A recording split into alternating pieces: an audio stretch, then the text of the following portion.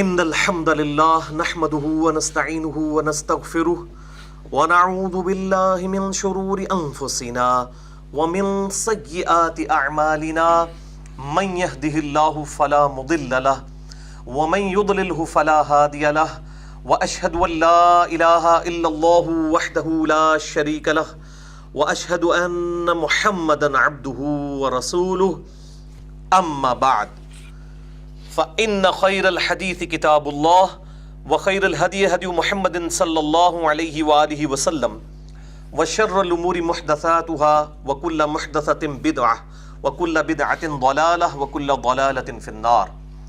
أعوذ بالله السميع العليم من الشيطان الرجيم من همزه ونفخه ونفثه. بسم الله الرحمن الرحيم. رب اشرح لي صدري ويسر لي أمري واحلل عقدة من لساني يفقهوا قولي.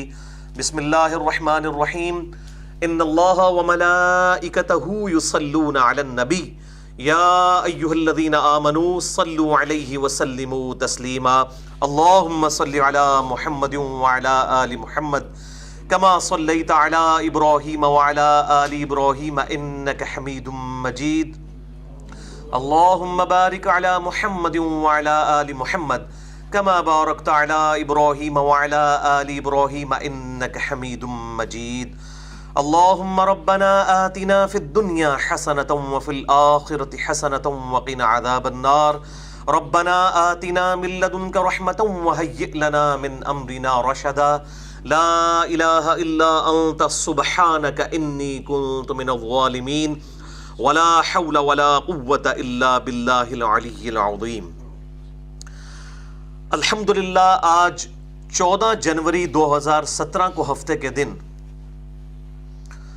15 اور 16 ربیع الثانی 1438 ہجری کی درمیانی رات میں قرآن کلاس نمبر 244 میں ہم انشاءاللہ تعالی آیت الاستخلاف سورۃ النور آیت نمبر 55 کے کانٹیکسٹ میں اپنی اسی گفتگو کو آگے لے کر چلیں گے جس پہ ہم نے پچھلے ہفتے تقریباً 103 منٹ گفتگو کی تھی، جو ہماری ویب سائٹ اہل سنت پاک.com پر مسئلہ نمبر 162A کے عنوان سے اپلوڈ ہے یوٹیوب کے چینل کے تھرو، اور اس کا عنوان تھا مسئلہ نمبر 162A. خلافت راشدہ کے 30 سال اہل تشیع کی مشہور ترین کتاب نہج البلاغہ سے 5 حوالہ جات سیدنا مولا علی رضی اللہ تعالیٰ عنہ علیہ السلام کے خطبات کی روشنی میں. اور اس لیکچر میں نے آیت الاستخلاف سورۃ النور آیت نمبر 55 کی ترجمہ اور تشریحی ڈیٹیل کے ساتھ بیان کی تھی. آج اس ڈیٹیل میں نہیں جائیں گے. آج انشاءاللہ تعالی ہم پنجتن پاک کی نسبت سے اہل سنت کی کتابوں سے 5 ریفرنسز ڈسکس کریں گے. 5 اہل تشیع کے پچھلی دفعہ ڈسکس کیے، اس دفعہ 5 اہل سنت کے، اور سورۃ البقرہ کی آیت نمبر 196 ہے تلک عشرۃ کاملہ، یہ پورے ہوئے 10.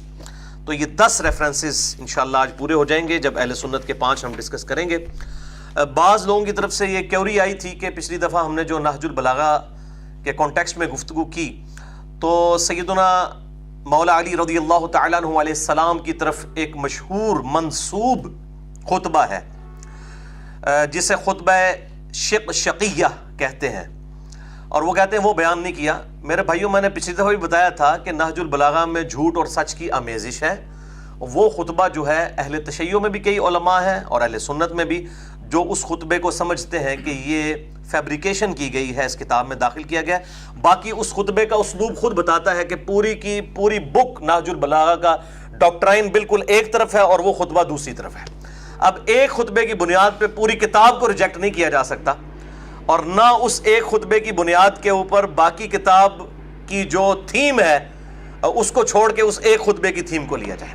تو یہ جو خطبہ ہے شقیہ اسے کہتے ہیں، مشہور خطبہ ہے، یہ بالکل فیبریکیٹڈ ہے، ہم اسے حق پہ نہیں مانتے نہج البلاغہ کے باقی خطبات کی روشنی میں.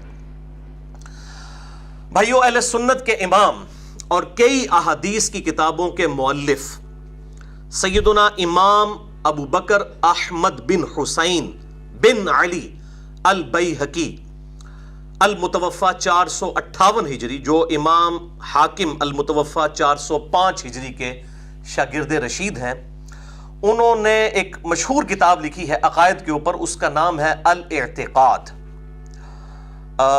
اس کتاب کے اندر انہوں نے حدیث نمبر 321 کے کانٹیکسٹ میں ایکسپلینیشن کرتے ہوئے پیج نمبر 358 مکتبۃ الشاملہ کے مطابق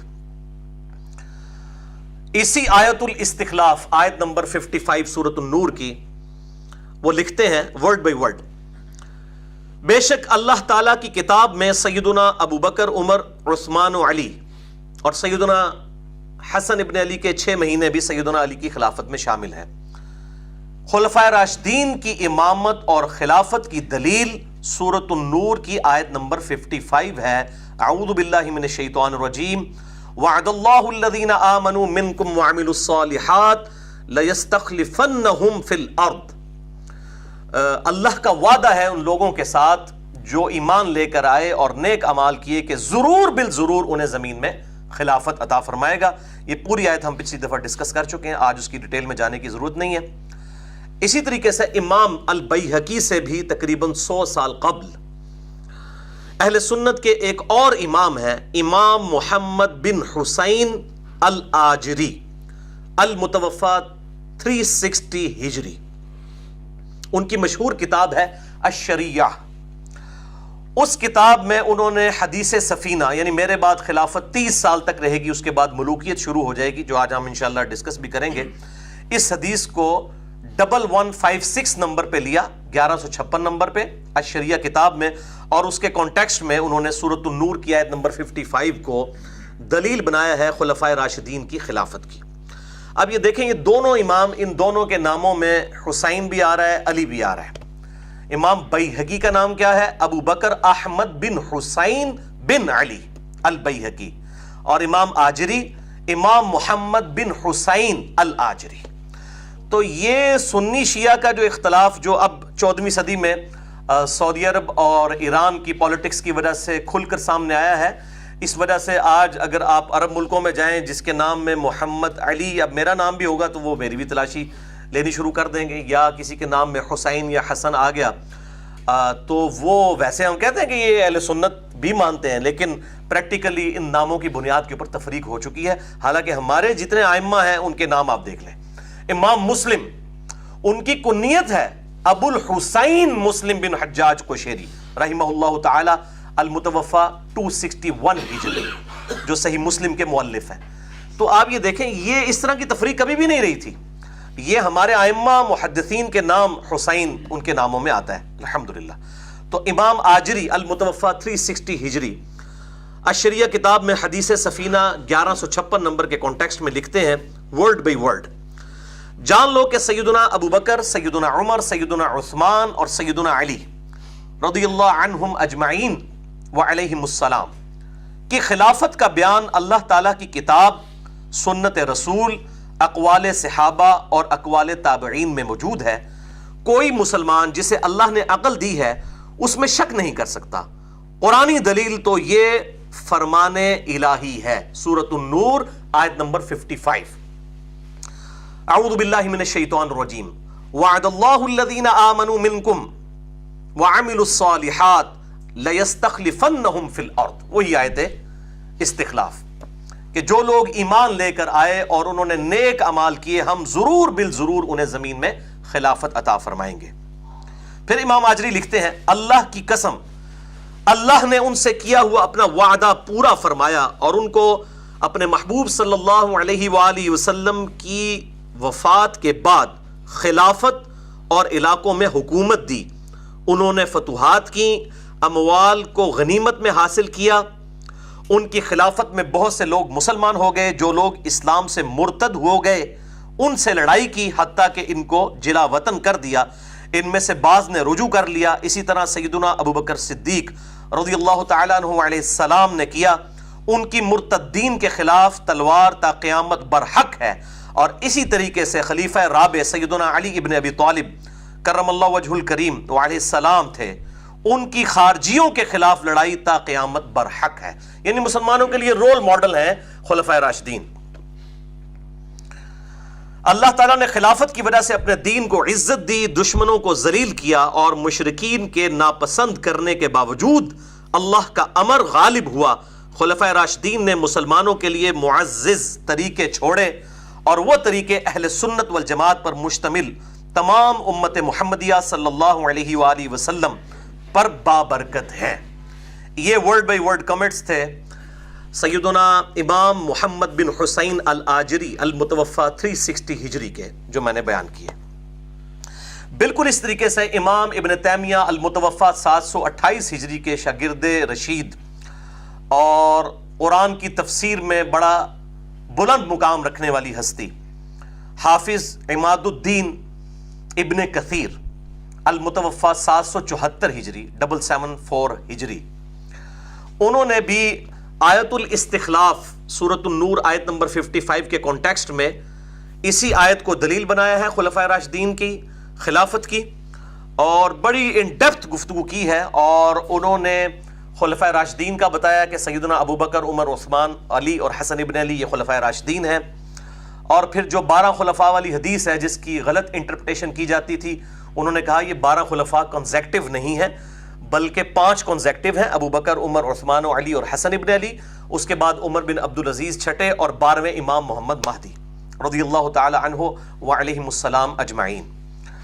اور اسی کانٹیکسٹ میں میرا ایک بڑا مشہور کلپ ہے، آپ یوٹیوب پہ جا کے لکھیں کہ حضرت معاویہ رضی اللہ تعالیٰ عنہ اور یزید سے متعلق صحیح سنی عقیدہ کیا ہے، رومن میں جا کے لکھیں تو کلپ کھل جائے گا، جو مسئلہ نمبر 102 میں سے لیا گیا ہے۔ اس میں بالکل اہل سنت کا جو صحیح عقیدہ ہے وہ بتایا گیا۔ اس میں میں نے 12 خلفاء والی حدیث اور اسی طریقے سے ایک اور حدیث طبرانی سے پیش کی جاتی تھی، خلافت اور رحمت، ملوکیت اور رحمت، اس کی بھی میں نے انٹرپریٹیشن بیان کی ہے، جسے شوق ہو تو دیکھیں، میں آج اس کی ڈیٹیل میں نہیں جا سکتا۔ اسی طریقے سے مسئلہ نمبر 101 میں سے بھی ایک کلپ ہے کہ سیدنا علی اور حسین ابن علی رضی اللہ تعالی عنہما وعلیہم السلام سے متعلق صحیح سنی عقیدہ کیا ہے، یہ بھی آپ رومن میں لکھیں تو وہ کلپ بھی کھل جائے گا، جسے شوق ہو تو وہ دیکھ سکتا ہے۔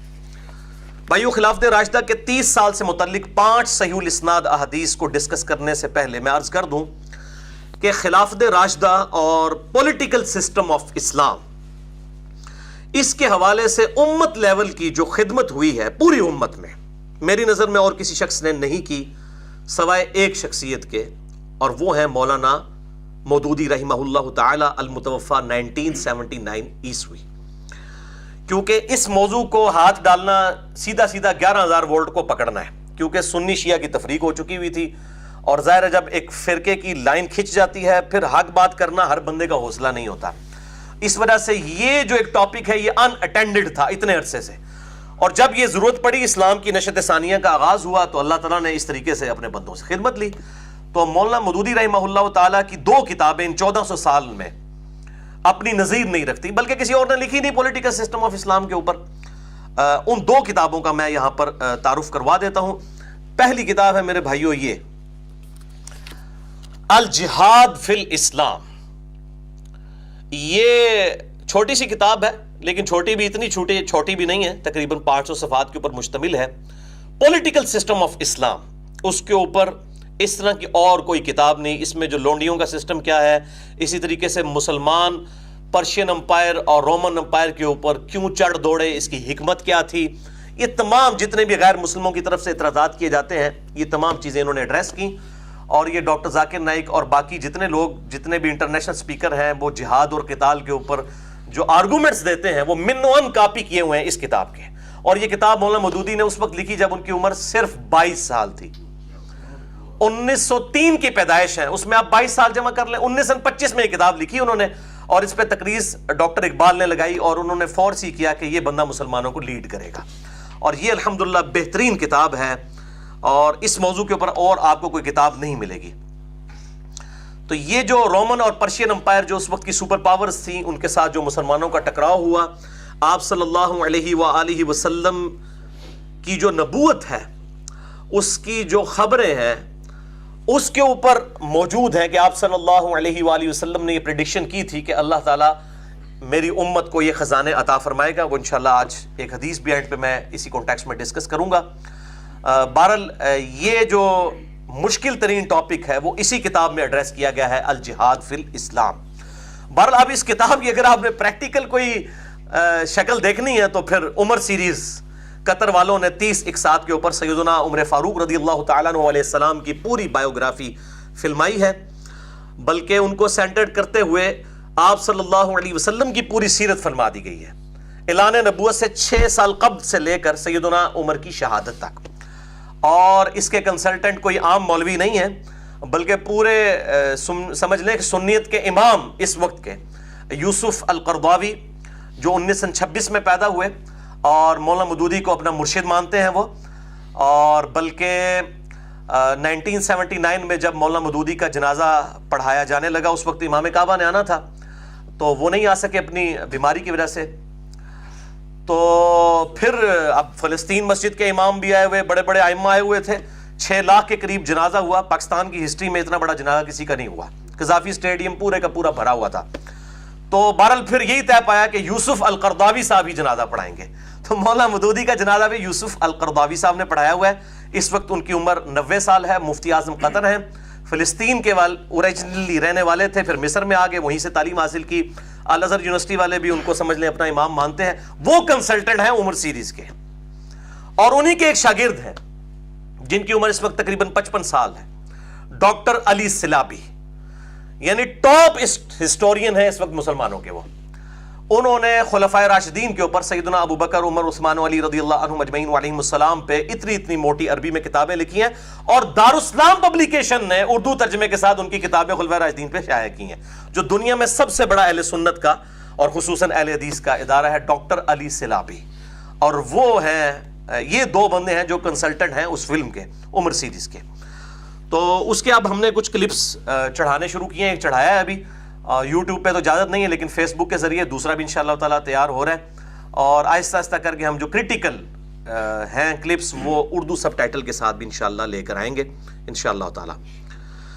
اور میرے بھائیو، دوسری کتاب ہے مولانا مودودی کی، یہ خلافت و ملوکیت، جسے میں علمی ایٹم بم کہتا ہوں، کہ خلافت کس طریقے سے ملوکیت میں بدل گئی صرف آپ صلی اللہ علیہ وآلہ وسلم کی وفات کے 30 سال کے بعد۔ اس کتاب کو لکھنے کی انٹینشن مولانا مودودی کی کوئی سنی شیعہ کنفلکٹ کے اوپر نہیں تھی، بلکہ جب پولیٹیکل سسٹم آف اسلام کے اوپر باتیں شروع ہوئیں تو مولانا مودودی نے کہا کہ میں ہی ایک ایسی کتاب لکھ دوں بجائے اس کے کہ گورے مسلمانوں کو پولیٹیکل سسٹم اسلام کا سمجھانا شروع کریں، مسلمانوں کی صحیح تاریخ لوگوں کے سامنے لائی جائے۔ تو یہ کتاب انہوں نے اس انٹینشن کے ساتھ، اس کا آپ مقدمہ پڑھ لیں، 1.5 صفحے کا صرف مقدمہ ہے کہ میں نے کتاب کیوں لکھی ہے۔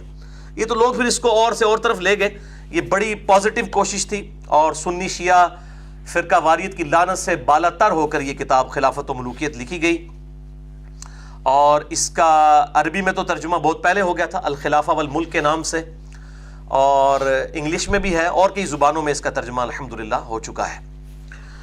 اور میرے بھائیوں، اسی خلافت و ملوکیت کا دفاع کیا ہے میں نے کہ as far as doctrine of Khilafat o Mulukiyat is concerned with reference to Sahih Bukhari اور صحیح مسلم، تو وہ ڈاکٹرائن بالکل فٹ ان بیٹھتی ہے بخاری اور مسلم کی احادیث کی روشنی میں۔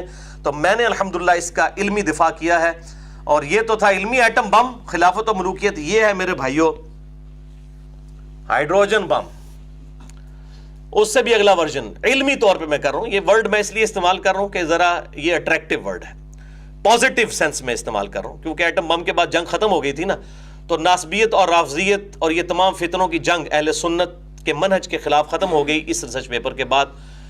واقعہ کربلا کا حقیقی پس منظر 72 صحیح الاسناد احادیث کی روشنی میں، جن میں سے اکثر احادیث صحیح بخاری اور صحیح مسلم سے ہیں، اور یہ 72 کا ٹائٹل میں نے شہدائے کربلا کی نسبت سے لیا، ورنہ اس میں احادیث 150 کے قریب ہے۔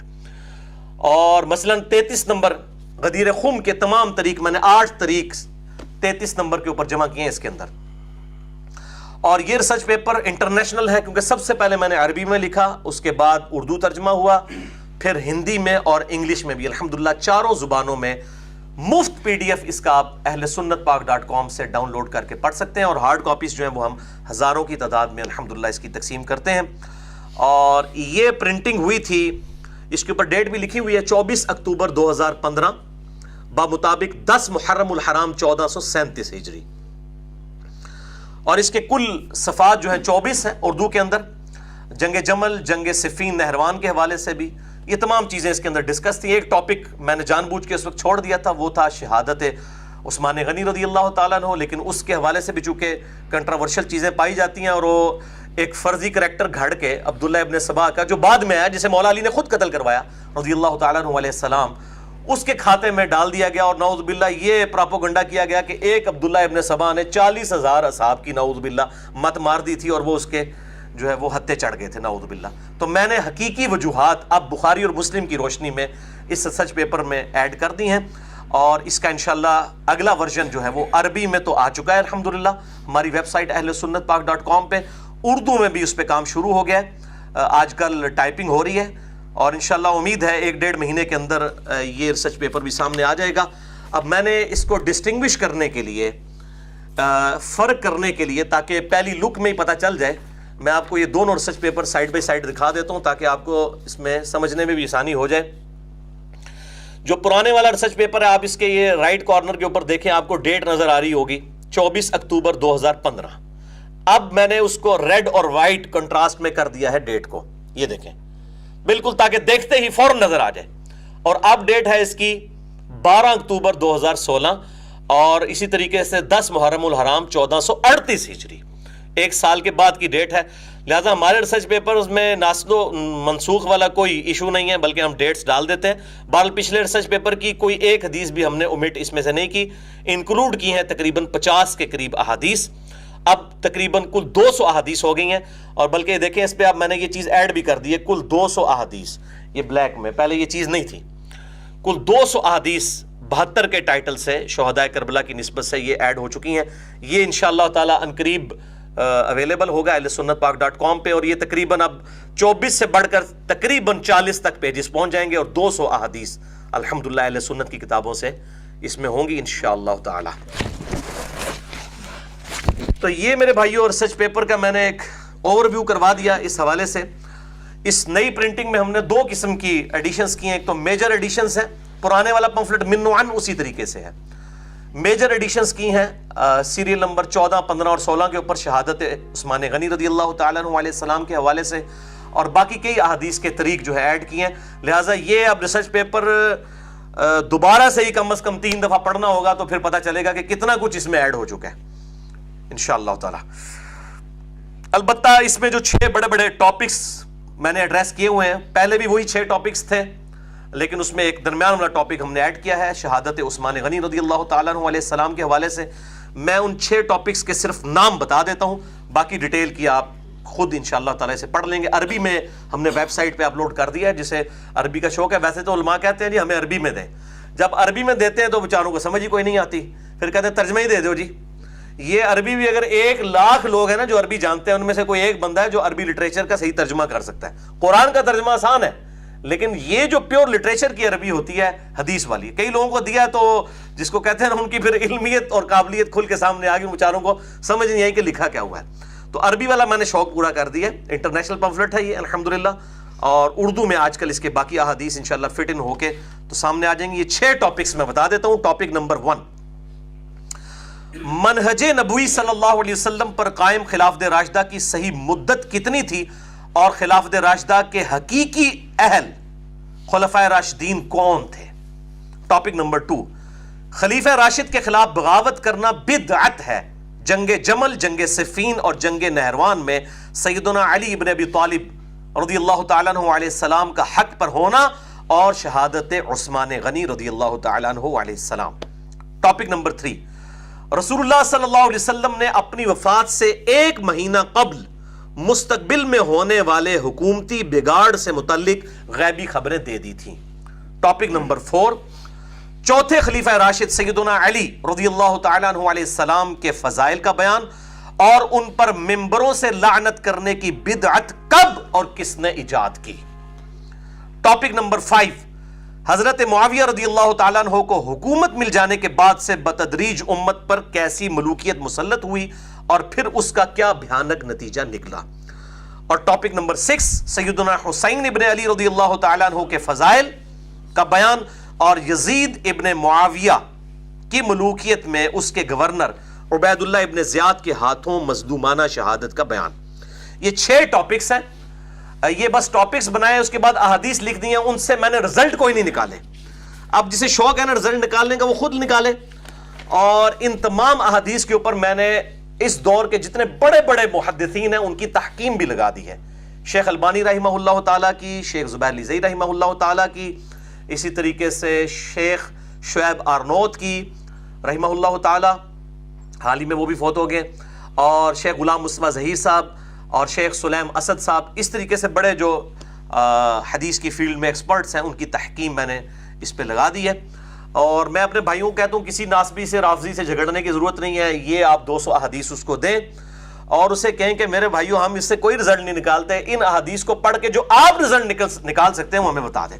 ہم نے تو اس میں رزلٹ لکھا ہی کوئی نہیں ہے, صرف احادیث ایک انٹلیکچوئل ترتیب سے جمع کی ہیں تاکہ کوئی یہ نہ کہ اس نے خود سے اپنی مرضی سے رزلٹ نکال. ان احادیث سے آپ کہتے ہیں قرآن و سنت ڈائریکٹ پڑھو تو آپ دیکھ لیں. اب اگر آپ بھی وہی باتیں کرنا شروع کر دیں کہ ڈائریکٹ پڑھو گے تو گمراہ ہو جاؤ گے, تو اس کا مطلب ہے کہ آپ لوگوں کو یہ بتانا چاہتے ہیں کہ قرآن و سنت کی تعلیمات نعوذ باللہ ہدایت کے بجائے گمراہی کا سبب بنتی ہیں. اور اگر کسی کو یہ وہم ہے کہ یہ پبلک کے لیے حدیث نہیں تھی, صرف رفع الیدین والی حدیثیں پبلک کے لیے ہیں, تو میرے بھائیوں صحیح مسلم کے مقدمے میں امام مسلم نے لکھ دیا کہ میں عوام الناس کے لیے یہ حدیث جمع کر رہا ہوں, لہٰذا جو فتویٰ ہمارے پہ لگانا ہے وہ امام مسلم پہ لگائیں. لہٰذا اگر ہم حدیثیں بخاری اور مسلم سے پیش کر رہے ہیں اور آپ ہمیں فہم دوسرے بزرگوں کے بتا رہے ہیں تو بڑی سخت زیادتی والی بات ہے. امام مسلم کا فہم ہمیں بتا دیجئے, ان کا فہم تو صحیح مسلم میں لکھا ہوا ہے نا, پورا مقدمہ انہوں نے لکھ دیا ہے کہ میں کس لیے یہ روایات جمع کر رہا ہوں. تو اس حوالے سے اگر کسی کو کوئی کیوری ہو تو وہ اپنے علماء سے پوچھے اور ان سے ڈسکس کرے کہ ہاں جی یہ جو آپ سارے کام کر رہے ہیں یہ کیوں کر رہے ہیں. تو یہ میرے بھائیوں یہ میری کوئی اپنی ذاتی ڈاکٹرائن نہیں ہے ان کو ٹاپک کے طور پہ بنانا. اکثر لوگ کہتے ہیں کہ جی یہ آپ نے جنگ جمل صفین کے اوپر کیوں کیا ہے. تو میرے بھائیوں مجھ سے بہت پہلے امام بخاری اور امام مسلم کے استاد ہیں. یہ امام ابو بکر ابن ابی شیبہ المتوفا 235 ہجری, ان کی ایک کتاب ہے المصنف ابن ابی شیبہ. دنیا میں اس سے بڑی کوئی اہل سنت کی کتاب نہیں ہے, تقریباً 39,000 احادیث اور آثار کا مجموعہ ہے. اس کے اندر باقاعدہ آخر میں جا کے ایک چیپٹر ہے, اس چیپٹر کا نام ہی کتاب الجمل ہے, جس کے اندر جو ہے وہ جمل صفین اور نہروان کے اوپر باب بنے ہوئے باقاعدہ. یہ دکھائیے جی, یہ کتاب الجمل. تو یہ ٹاپک میں نے خود نہیں بنایا, یہ سلف کی سنت ہے, یہ سلف کا منہج ہے, اسلاف کا طریقہ ہے. کہتے ہیں سلف کا منہج, یہ ہے سلف کا منہج. اور یہ امام ابن ابی شیبہ کوئی عام آدمی نہیں ہے. صحیح مسلم میں 1500 حدیثیں اس شخص سے ہیں. 20% آف صحیح مسلم کے راوی یہ ہیں امام ابو بکر ابن ابی شیبہ رحمہ اللہ تعالی. صحیح بخاری میں بھی ان سے احادیث موجود ہیں. امام بخاری امام مسلم کے استاد ہیں, اور یہ الحمدللہ اردو میں آ چکا ہے. المصنف ابن ابی شیبہ کا یہ نسخہ 11 جلدوں میں ہمارے پاس موجود ہے, اور اس کو ہم نے ریسرچ پیپر نمبر 5C کے عنوان سے اہل سنت پاک .com پہ 187 احادیث اور آثار اس حوالے سے جو تھے اس چیپٹر کے اندر وہ سب کے سب اپلوڈ کر دیے ہیں. ہندی لینگویج میں بھی ہے, عربی میں بھی اور اردو کے اندر بھی. الحمدللہ تینوں بڑی زبانوں کے اندر اس کا ترجمہ اویلیبل ہے, جسے شوق ہو تو وہ ضرور پڑھیں. اب بھائیو وہ 5 صحیح الاسناد احادیث ڈسکس کریں گے, لیکن ان کو ڈسکس کرنے سے پہلے ایک دفعہ دروشی پڑھ لیجئے. اللہم صلی علی محمد وعلی آل محمد کما صلیت علی ابراہیم وعلی آل ابراہیم انک حمید مجید. اللہم بارک علی محمد وعلی آل محمد کما بارکت علی ابراہیم وعلی آل ابراہیم انک حمید مجید. پنجتن پاک کی نسبت سے 5 صحیح الاسناد احادیث اہل سنت کی کتابوں سے, اور ظاہر ہے کہ یہ 5 پہ ہی اکتفا نہیں ہو سکتا تھا. اس کی ایکسپلینیشن میں جو ساتھ ساتھ احادیث آئیں گی انشاءاللہ میں وہ بھی جستہ بیان کروں گا. اور تمام احادیث کے نمبرز علماء حرمین, بیروت اور دارالاسلام کی انٹرنیشنل نمبر کے مطابق بتاؤں گا, جس کے مطابق پوری دنیا میں عربی کتب شائع ہوتی ہیں اور مکتبۃ الشاملہ اور باقی عربی سافٹ ویئرز بنائے جاتے ہیں انشاءاللہ تعالی. اور ساتھ ساتھ میں جو اپنا ریسرچ پیپر ہے واقعہ کربلا کا حقیقی پس منظر, یہ 72 صحیح الاسناد احادیث کی روشنی میں, بلکہ اب تو یہ نئے والا دکھانا چاہیے جو انشاءاللہ یہ 200 روایات پہ مشتمل انشاءاللہ آئے گا. اردو میں کام ہو رہا ہے, عربی میں آ چکا ہے. اس کے جو نمبرز ہیں وہ بھی میں اب ساتھ ساتھ نمبر بتاؤں گا کہ اس میں یہ تمام کی تمام احادیث موجود ہیں جو آج میں نے ڈسکس کرنی ہے پوری ڈیٹیل کے ساتھ. جسے شوق ہو تو یہ ریسرچ پیپر ضرور اہل سنت پاک .com سے 5B ریسرچ پیپر واقعہ کربلا کا حقیقی پس منظر 72 صحیح الاسناد احادیث کی روشنی میں 200 احادیث ہیں اس کے اندر 72 شہدائے کربلا کی نسبت سے, اور یہ چاروں زبانوں کے اندر عربی کے اندر تو آ چکا ہے، اردو میں، ہندی میں اور انگلش میں بھی آیا ہوا ہے پرانے والا ورژن، نیا بھی انشاءاللہ تعالی آ جائے گا۔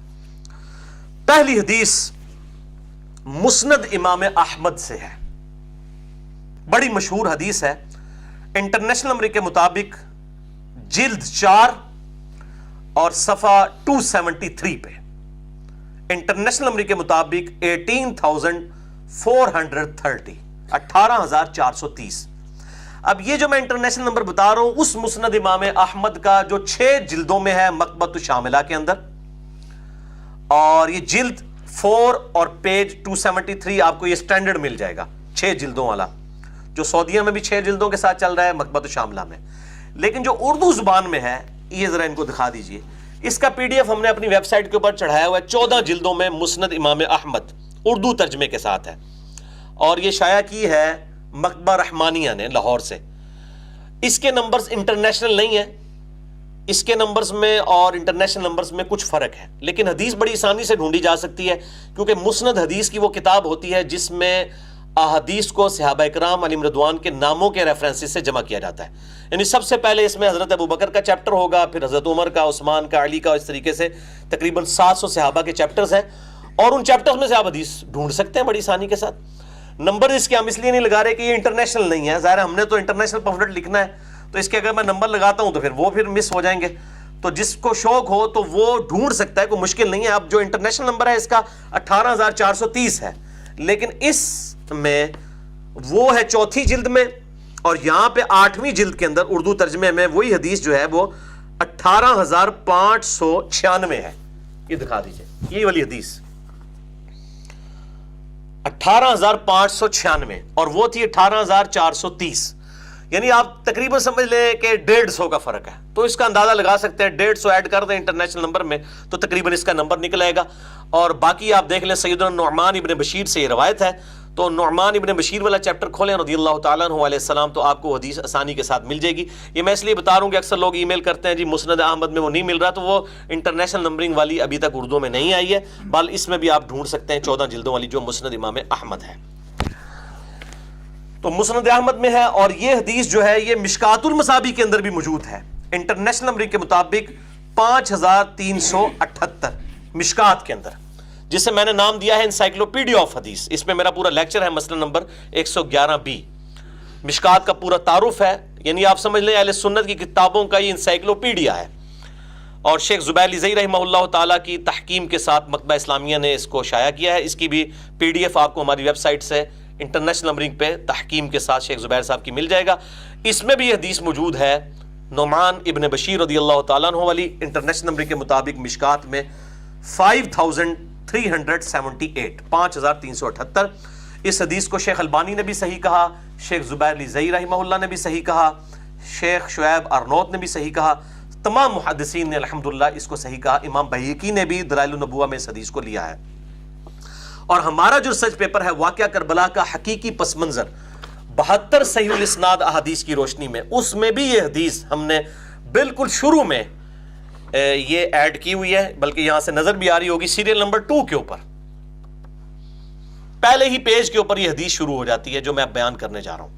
مشہور حدیث ہے کہ سیدنا نعمان ابن بشیر رضی اللہ تعالیٰ عنہ روایت کرتے ہیں رازدار رسول سیدنا حذیفہ ابن یمان سے، ایک صحابی نے دوسرے صحابی سے یہ حدیث بیان کی ہے کہ آپ صلی اللہ علیہ وآلہ وسلم نے حکمرانوں سے متعلق جو ہمیں غیبی خبر دی تھی اس سے متعلق یہ حدیث ہے کہ آپ صلی اللہ علیہ وسلم نے فرمایا تم میں نبوت باقی رہے گی جب تک اللہ تعالیٰ چاہے گا، پھر اللہ تعالیٰ نبوت کو اٹھا لے گا، یعنی آپ صلی اللہ علیہ وسلم کی وفات ہو جائے گی، اس کے بعد پھر خلافت علی منہاج النبوہ قائم ہوگی، اور وہ 30 سال کے لیے وہ اگلی احادیث میں آ جائے گا، وہ بھی تم میں رہے گی جب تک اللہ تعالیٰ چاہے گا، اس کے بعد اللہ تعالیٰ اس کو بھی اٹھا لے گا، اس کے بعد پھر ملکن عاضن، اور ڈاکٹر سراج صاحب مجھے یاد آ گئے اکثر وہ حدیث بیان کرتے ہوئے یوں کیا کرتے تھے، کاٹ کھانے والی ملوکیت،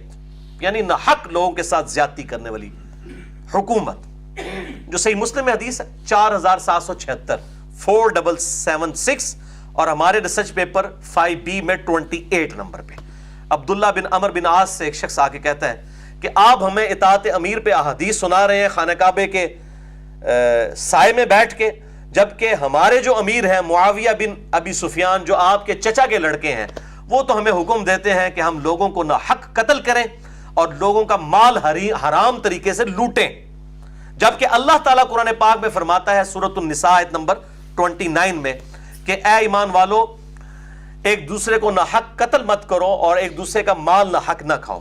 اب ہم کیا کریں؟ تو عمر بن عاص رضی اللہ تعالیٰ عنہ کے بیٹے عبداللہ بن عمر نے تھوڑی دیر خاموشی اختیار کی اور پھر کہا کہ معاویہ کی اطاعت کرو اللہ اور اس کے رسول صلی اللہ علیہ وسلم کی اطاعت کے اندر، اور جہاں وہ اللہ کے خلاف حکم دے تو ان کی نافرمانی کرو۔ تو یہ میں کاٹ کھانے والی ملوکیت کی دلیل میں آپ کو صحیح مسلم سے حدیث دے رہا ہوں۔ پھر آپ صلی اللہ علیہ وسلم نے فرمایا کہ یہ جو کاٹ کھانے والی ملوکیت کا دور بھی اس وقت تک رہے گا جب تک اللہ تعالیٰ چاہے گا، تقریباً 20 سال تک، اس کے بعد اللہ تعالیٰ اس کو بھی اٹھا لے گا۔ تو یہ 20 سال تو وہ، اس کے بعد بھی تقریباً 1000 سال تک بنو امیہ اور بنو عباس کی حکومتیں بھی اس میں شامل ہیں۔ پھر اللہ تعالیٰ اس کے بعد جابر حکمرانوں کا دور شروع ہو جائے گا، ملکن جبریہ، اللہ کی طرف سے آزمائش اس امت پہ، پھر وہ بھی ختم ہو جائے گا جب اللہ چاہے گا، اور پھر الٹیمیٹلی قیامت سے پہلے ایک دفعہ دوبارہ سے خلافت علی منہاج النبوہ، نبوت کی طرز پہ خلافت قائم ہو جائے گی، اور اس کے بعد آپ صلی اللہ علیہ وآلہ وسلم خاموش ہو گئے۔ یہ حدیث کے الفاظ ہیں۔ اس میں 5 ادوار گنوائے گئے۔ نمبر 1 آپ صلی اللہ علیہ وسلم کا مبارک دور، نمبر 2 خلافت راشدہ 30 سال تک، نمبر 3 ملکن عاضن، کاٹ کھانے والی ملوکیت، صلح حسن 41 ہجری سے لے کے تقریباً 1000 سال تک بنو امیہ اور بنو عباس کی حکومتیں، اور نمبر 4 ملکن جبریہ، جابر حکمران جو مسلط ہو گئے، یعنی کلونین پاورز، کہیں پہ فرینچ آ گئے، کہیں پہ جو ہے انگریز آ گئے اور انہوں نے مسلمانوں کو جو ہے اپنا محکوم بنا لیا، اور پھر فرمایا کہ اس کے بعد پھر دوبارہ خلافت علی منہاج النبوہ، اور وہ الحمدللہ نشأت ثانیہ کا اسلام کا آغاز اس 20ویں صدی عیسوی میں شروع ہوا، اب 21ویں چل رہی ہے، اور اب الحمدللہ آ کر ان کی گرفت ڈھیلی پڑنی شروع ہوئی، اور مسلمان ملک اس وقت تقریباً آپ سمجھ لیں 60 کے قریب اسلامی ملک دنیا میں بن چکے ہیں الحمدللہ۔ حالانکہ آج سے 200-250 سال پہلے تک یہ حالت نہیں تھی جب تک جابر حکمران تھے۔ تو اب انشاءاللہ تعالی امام محمد مہدی رضی اللہ تعالیٰ عنہ علیہ السلام کی خلافت انشاءاللہ تعالی مستقبل قریب یا بعید جب بھی اللہ تعالیٰ چاہے گا اس کے لیے ایک ٹریک جو ہے وہ بننا شروع ہو گیا۔ خلافت کے حوالے سے پوری دنیا میں آوازیں اٹھنا شروع ہو گئی ہیں، سیدنا حسین ابن علی کی مثالیں لوگ دینا شروع ہو گئے ہیں، حالانکہ پہلے ایسا نہیں تھا۔ اس حوالے سے میں نے ڈیٹیل لیکچر بھی امام محمد مہدی رضی اللہ تعالیٰ عنہ علیہ السلام پہ دے دیا ہے، مسئلہ نمبر 127B اہل سنت پاک.com پہ، جسے شوق ہو تو وہ دیکھ سکتا ہے۔ دوسری حدیث بھی مسند امام احمد سے ہے، 21973 21973، اور یہ حدیث سنن نسائی الکبریٰ میں موجود ہے 8155، سنن ابی داؤد میں 4646، جامعہ ترمذی میں 2226، اور سلسلہ احادیث صحیحہ شیخ البانی کا جو ہے 459 نمبر پہ تمام طرق اس کے جمع کیے گئے ہیں۔ اور ایک طریق اس کا اور ملا ہے جو ہم نے اب نئے ریسرچ پیپر میں ایڈ کر دیا ہے، مسند ابو داؤد الطیالسی، جو امام احمد بن حنبل کے استاد ہیں، امام بخاری اور امام مسلم کے دادا استاد ہیں، ان کی بھی ایک کتاب ہے مسند ابو داؤد الطیالسی، اور یہ امام ہے، ان کا نام ہے امام ابو داؤد سلیمان بن داؤد، جبکہ جو سنن ابی داؤد والے امام ہیں ان کا نام بھی یہی ہے، امام ابو داؤد سلیمان بن اشعث، یعنی دادوں کے نام کا فرق ہے، یہ بن داؤد ہیں ان کے دادا کا نام، وہ بن اشعث ہیں، وہ 275 ہجری میں فوت ہوئے اور یہ فوت ہوئے 204 ہجری میں، اور ان کی جو کتاب ہے مسند ابو داؤد الطیالسی، اس میں 2882 احادیث ہیں، اس میں 1190 نمبر اثر ہے جو میں نے آج ڈسکس کرنا ہے، اور ہمارا ریسرچ پیپر جو ہے واقعہ کربلا کا حقیقی پس منظر 72 صحیح الاسناد احادیث کی روشنی میں، اس میں سیریل نمبر 3 پہ میں نے اس کے تمام طریق الحمدللہ جمع کر دیے ہیں۔ یہ مشہور حدیث ہے جسے حدیث سفینہ کہا جاتا ہے، جو رسول اللہ صلی اللہ علیہ وآلہ وسلم کے آزاد کردہ غلام، ان کو مولا رسول اللہ صلی اللہ علیہ وسلم کہا جاتا ہے، مولا کہتے تھے اس غلام کو، یعنی وہ محبوب غلام جسے آقا جو ہے وہ آزاد کرتے ہیں، سیدنا سفینہ رضی اللہ تعالی عنہ وعلیہ السلام، ان سے ہے یہ۔ مسند احمد میں الفاظ ہیں میرے بعد خلافت 30 سال تک رہے گی، اس کے بعد ملوکیت یعنی بادشاہت ہو جائے گی۔ سنن نسائی الکبریٰ کے الفاظ ہیں میری امت میں خلافت 30 سال تک ہوگی، پھر بادشاہت یعنی ملوکیت ہو جائے گی۔ اور سیدنا سفینہ کہتے ہیں کہ ہم نے ابو بکر، عمر، عثمان اور علی اور حسن ابن علی کے 6 مہینے بھی اس میں شامل ہیں، ان کی مدت کو جب شمار کیا تو 30 سال پا بھی لیا، یعنی آپ صلی اللہ علیہ وسلم کی یہ غیبی خبر پوری ہوئی۔ سنن ابی داؤد کے الفاظ ہیں کہ نبوت کی طرز پہ خلافت 30 سال تک رہے گی۔ یہاں پہ نبوت کی طرز پہ خلافت علی منہاج النبوہ، پھر اللہ تعالیٰ جسے چاہے گا اپنا ملک عطا فرمائے گا۔ پھر سعید تابعی کہتے ہیں کہ سیدنا سفینہ نے مجھ سے کہا کہ گن بیٹا، ابو بکر کے 2 سال، عمر کے 10 سال، عثمان کے 12 سال اور علی کے 6 سال، یعنی 5.5 سال سیدنا علی کے اور 6 مہینے سیدنا حسن ابن علی کے۔ بیٹا یہ 30 سال پورے ہوئے تو سعید نے کہا کہ یہ بنو امیہ کے لوگ جو ہیں، بنو زرقا، نیلی آنکھوں والے، زرقا عربی میں کہتے ہیں نیلی آنکھوں والے، بلی آنکھوں والے، خطرناک لوگ، یہ لوگ تو کہتے ہیں کہ علی علیہ السلام خلیفہ نہیں ہے۔ یہاں پہ امام ابو داؤد نے 4646 نمبر حدیث میں آپ السنہ جو sunnah.com انٹرنیشنل ویب سائٹ اہل سنت کی سلفیوں کی بنائی ہوئی، اس میں جا کے عربی پورشن پڑھیں، سنن ابی داؤد 4646 میں آپ کو سیدنا علی کے ساتھ علیہ السلام مل جائے گا۔ تو یہ بنو امیہ کے لوگ، بنو زرقا، نیلی آنکھوں والے کہتے ہیں کہ علی علیہ السلام خلیفہ ہی نہیں ہے۔ اچھا یہ کہتے ہیں نہیں جی خلافت کو وہ مانتے تھے، بس وہ قصاص عثمان کا مسئلہ تھا، خلافت کا تو انکار کیا۔ خلافت کو ماننے والے طلحہ، زبیر اور عائشہ ہیں رضی اللہ عنہم اجمعین علیہم السلام، اس لیے اللہ نے ان کو مرنے سے پہلے توبہ کی بھی توفیق دے دی۔ اصحاب جمل کو انہوں نے بیعت کی ہوئی تھی، بیعت کے بعد اختلاف کیا، یا تو بیعت ہی نہیں کی گئی، خلیفہ ہی نہیں مانتے۔ تو سیدنا سفینہ کو اتنا غصہ آیا، انہوں نے فرمایا کہ بنو امیہ کے لوگ جھوٹ بولتے ہیں، اور یہ ایسا جھوٹ ہے جو ان کی پیٹھ سے نکلا ہے جہاں سے ہوا خارج کرتے ہیں، اتنا گندا جھوٹ بولتے ہیں یہ۔ اب یہ الفاظ استعمال کیے ہیں، آپ انداز لگائیں کتنا دل دکھا ہوا تھا سیدنا سفینہ کا رضی اللہ تعالیٰ عنہ علیہ السلام۔ اور جامعہ ترمذی میں بھی سیم الفاظ ہیں، اور اس میں جب سعید تابعی کہتے ہیں کہ بنو امیہ کے لوگ تو دعویٰ کرتے ہیں کہ خلافت تو ان کے اندر ہے، تو سیدنا سفینہ کہتے ہیں بنو زرقا جھوٹ بولتے ہیں، اور ایسا جھوٹ کہ جو ان کی پیٹھ سے نکلا ہے۔ حق تو یہ ہے کہ بنو امیہ کی حکومت شریر ترین بادشاہت ہے اس روئے ارض کے اوپر۔ نبی صلی اللہ علیہ وسلم نے کیا فرمایا؟ ملکن عاقبن، کاٹ کھانے والی ملوکیت، اور سیدنا سفینہ نے وہ زمانہ پا کر اس کو کہا شریر ترین ملوکیت۔ اور مسند ابی داؤد الطیالسی جو میں نے بیان کیا، امام احمد بن حنبل کے استاد، اس میں ایک طریق موجود ہے 1190 نمبر، اس میں الفاظ ہے کہ خلافت 30 سال ہوگی پھر ملوکیت ہو جائے گی، اور سیدنا سفینہ کہتے ہیں، یہ اب میں نے ایڈ کر دیا اس میں طریق، کہ شمار کر بیٹا ابو بکر اور عمر کے 12 سال، یعنی 2 سال سیدنا ابو بکر کے، 10 سال سیدنا عمر کے، ابو بکر اور عمر کے 12 سال اور 6 مہینے، یعنی 2.5 سال سیدنا ابو بکر کے، اور راؤنڈ آف کریں گے تو 2 سال بنتے ہیں، 2.5 سال وہ اور 10 سال وہ۔ عثمان کے 12 سال، ابو بکر، اس میں الفاظ ہیں ابو بکر و عمر کے 12 سال اور 6 مہینے، عثمان کے 12 سال، اور پھر بیٹا علی کے 6 سال نے 30 کی گنتی پوری کر دی، وہ بھی 5.5 پلس 6 مہینے جو ہیں وہ سیدنا حسن ابن علی کے ہیں۔ اور یہ خود امام ابن تیمیہ لکھتے ہیں کہ حسن ابن علی کے جو 6 مہینے ہیں وہ خلافت راشدہ میں شامل ہیں، تب یہ 30 سال پورے ہوتے ہیں۔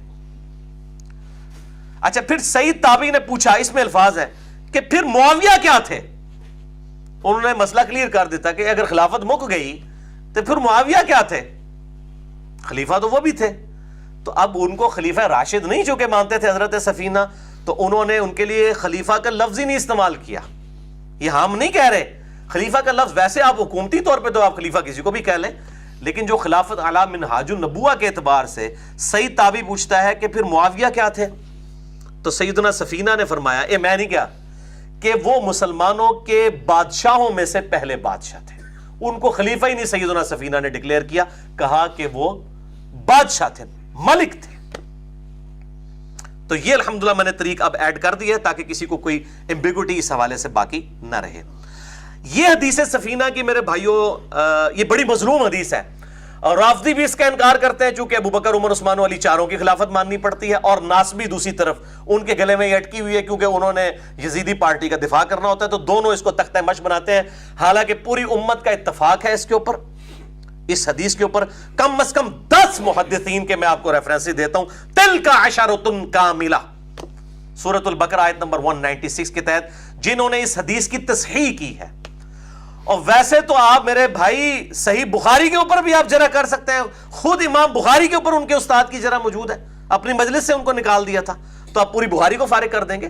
کسی انڈیویجول بندے کی رائے کسی راوی کے بارے میں نہیں دیکھی جاتی، جمہور کی رائے دیکھی جاتی ہے۔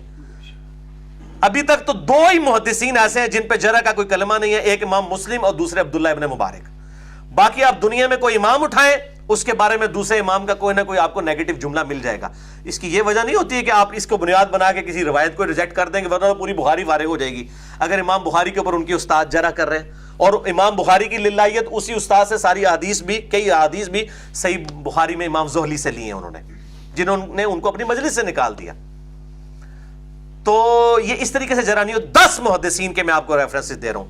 نمبر 1 امام اہل سنت امام احمد بن حنبل المتوفا 241 ہجری۔ نمبر 2 امام ترمذی المتوفا 279 ہجری۔ نمبر 3 امام ابن ابی عاصم المتوفا 287 ہجری۔ نمبر 4 امام ابن حبان، یہ لفظ حبان ہے، حبان نہیں ہے، مولویوں سے دستا پروننسیشن، ابن حبان المتوفا 354 ہجری۔ نمبر 5 امام حاکم المتوفا 405 ہجری۔ نمبر 6 امام ابن تیمیہ المتوفا 728 ہجری۔ چلو سلفی تو ٹل جائیں گے نا امام ابن تیمیہ کا سن کے۔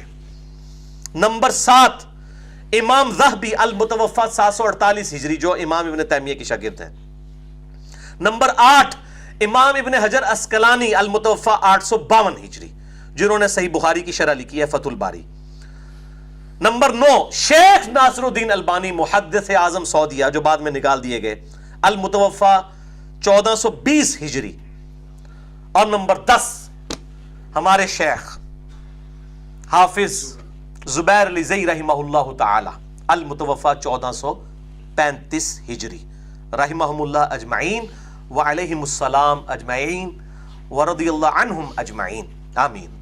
یہ 10 ریفرنسز ہیں حدیث سفینہ کو سپورٹ کرنے کے لیے، بلکہ محدثین نے اس کے دفاع کے اوپر باقاعدہ ریسرچ پیپرز لکھے ہیں رافضیوں اور ناسبیوں کو کاٹنے کے لیے۔ یہ بڑے عرصے سے ادھار تھا، اس لیے میں بڑی ڈیٹیل اس پہ گفتگو کر رہا ہوں۔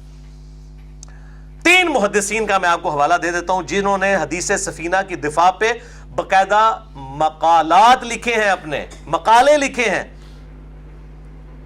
نمبر 1 سلسلۃ الصحیحہ للبانی میں 459 نمبر جو حدیث ہے وہ حدیث سفینہ کے سارے طرق جمع کیے ہیں اور کئی صفوں کی بحث کی ہے۔ اور شیخ البانی نے جو 12 خلفاء والی حدیث سے وہ اس حدیث کو کاٹنے کی کوشش کرتے تھے، تو انہوں نے بتایا کہ 12 خلفاء کنزیکٹیو نہیں ہیں، یہ قیامت تک 12 پورے ہونے ہیں، جو میں نے مسئلہ نمبر 102 میں بتایا ہے۔ اور اس طریقے سے باقی اعتراضات شیخ البانی نے بڑی تحقیقی گفتگو الحمدللہ 459 نمبر حدیث سلسلۃ الصحیحہ للبانی میں کی ہے۔ اور نمبر 2 شیخ زبیر علی زئی رحمہ اللہ تعالی نے مقالات کے اندر، مقالات جیسے ہم مقالات بولتے ہیں، مقالات لفظ ہے یہ، اس کی جو یہ پہلی جلد ہے اس کے اندر باقاعدہ مضمون لکھا ہے، اور یہ آپ سمجھے کہ میرے پاس شیخ صاحب کا تحفہ ہے۔ یہ ذرا دکھا دیں فرحان بھائی ان کو، یہ شیخ صاحب نے مجھے گفٹ کی تھی جو میری ان سے پہلی ملاقات تھی 28 مئی 2008 کو، یوم تکبیر کو 10 سال ہوئے تھے۔ 1998 28 مئی کو پاکستان نے اٹامک بلاسٹ کیے تھے، اس کو 10 سال پورے ہوئے تھے، اور یہ میری شیخ زبیر صاحب سے پہلی ملاقات تھی۔ اس میں انہوں نے مجھے یہ کتاب گفٹ کی تھی، مقالات کی پہلی جلد، اس وقت تک آ چکی تھی۔ تو میں نے یہ ڈیٹ بھی، میری عادت ہے میں وہ ڈیٹ اور سگنیچر بھی اپنے کر دیتا ہوں۔ تو یہ مقالات میں پہلی جلد کے اندر یہ ذرا دکھا بھی دیں ان کو، خلافت راشدہ کے 30 سال کے اوپر پورا ایک ریسرچ پیپر لکھا ہے شیخ زبیر صاحب نے، اور پیج نمبر 313 اصحاب بدر کی نسبت سے سٹارٹ ہوا الحمدللہ، 313 سے لے کر 321 تک مکمل ریسرچ پیپر ہے حدیث سفینہ کی سپورٹ میں رافضیوں اور ناسبیوں کے رد کے اوپر۔ یہ 2 ہو گئے ریسرچ پیپر، شیخ البانی، شیخ زبیر صاحب، اور تیسرا شیخ غلام مصطفیٰ ظہیر صاحب نے اپنے السنہ رسالے میں صفحہ نمبر 9 سے لے کر 13 تک اسی حدیث سفینہ کا بڑا انٹلیکچوئل دفاع کیا ہے السنہ، جو ان کا میگزین شائع ہوتا ہے 16 نمبر، اور یہ شائع ہوا ہے صفر 1431 ہجری فروری 2010 میں۔ اس کے اندر انہوں نے بھرپور دفاع کیا ہے اس حدیث سفینہ کا الحمدللہ۔ تو یہ میں نے 3 محدثین کے آپ کو ریفرنسز بتا دیے ہیں حدیث سفینہ کے دفاع کے حوالے سے۔ اور ہمارے جو جیلم شہر میں ایک مشہور ناسبی گزرے ہیں اہل حدیث میں ہی، وہ ایک امام تھے سمجھ لیں اس زمانے میں، بعد میں لوگوں نے اعلان برات کیا، بہرحال وہ تا دم مرگ اہل حدیث مسجد کے امام اور خطیب رہے، بالکل یہاں سے واکنگ ڈسٹنس سے ہماری اکیڈمی میں ان کی مسجد ہے، باب بگے کی مسجد مشہور ہے، اس میں وہ امام رہے، اور اسی مسجد کے اندر ان کو قتل بھی کر دیا گیا 70 سال کی عمر میں 1980 کے اندر، 1980 کے اندر۔ حکیم فیض عالم صدیقی صاحب وہ پکے ناسبی تھے، اور اہل حدیث کے اندر جو ناسبیت آپ کو جو نظر آ رہی ہے جن لوگوں میں گھسی ہوئی ہے، وہ اسی شخص کی وجہ سے، اس کی جھوٹی کتابوں کی وجہ سے گھسی ہے۔ اگرچہ شیخ زبیر صاحب کے بعد اب یہ لوگ اعلانہ برات کرنا شروع ہو گئے ہیں، اس زمانے میں بھی جو ہے وہ مجھے ایک ثقہ راوی نے بتایا کہ علامہ احسان الہی ظہیر صاحب اس وقت تقریر کر رہے تھے، اس دوران کسی نے آ کے ان کے کان میں کہا کہ فیض عالم صدیقی قتل ہو گیا ہے تو اس کی دعائے مغفرت کے لیے دعا کر دیں۔ وہ کسی بریلوی دیوبندی نے نہیں کان میں جا کے کہا تھا، کسی اہل حدیث نے کہا تھا، ظاہر ہے اس وقت لیڈر بنا ہوا تھا ان کا۔ تو احسان الہی ظہیر صاحب نے کہا کہ میں اس کے لیے دعائے مغفرت نہیں کروں گا، وہ امام بخاری اور امام مسلم کی گستاخیاں کیا کرتا تھا۔ یعنی ان کو امام بخاری امام مسلم کی گستاخی تو پھنس گئی، جو حضرت علی اور حسین کی اس نے گستاخیاں کی ہیں وہ نہیں ان کو یاد آئی، لہٰذا یہ جو اعلان برات بھی کیے ہیں وہ بخاری مسلم کی وجہ سے کیے ہوئے، حضرت علی کی محبت میں یا حسین کی محبت میں نہیں، سوائے شیخ زبیر صاحب کے یا سوائے شیخ غلام مصطفیٰ ظہیر صاحب کے۔ مجھے پہلی دفعہ تعارف ہی اس ناسبی کا شیخ غلام مصطفیٰ ظہیر صاحب نے کروایا تھا، اور مجھے انہوں نے بتایا پہلی دفعہ کہ ناسبیت ہوتی کیا ہے، یہ انہوں نے مجھے سمجھایا۔ ان کا یہاں پہ بھی ایک خبیث تھا، فیض عالم صدیقی قتل ہو گیا، وہ پکا ناسبی تھا، اور علی بھائی اسد مولا علی دے ساتھی ہیں۔ تو مجھے اس وقت پتا چلا اچھا یہ مولا علی ناسبی یہ کیا ہوتا ہے، یہ پہلا تعارف میرا اس وقت ہونا شروع ہوا۔ پھر خیر شیخ زبیر صاحب کی وجہ سے بڑی ڈیٹیل کے ساتھ تعارف ہو گیا۔ تو یہ حکیم فیض عالم صدیقی جو ہے، اس نے اپنی کتاب مذہب شیعہ میں پیج نمبر 24 پہ اپنا بغض نکالا ہے، اور آج تک اہل حدیث جان نہیں چھڑا سکے۔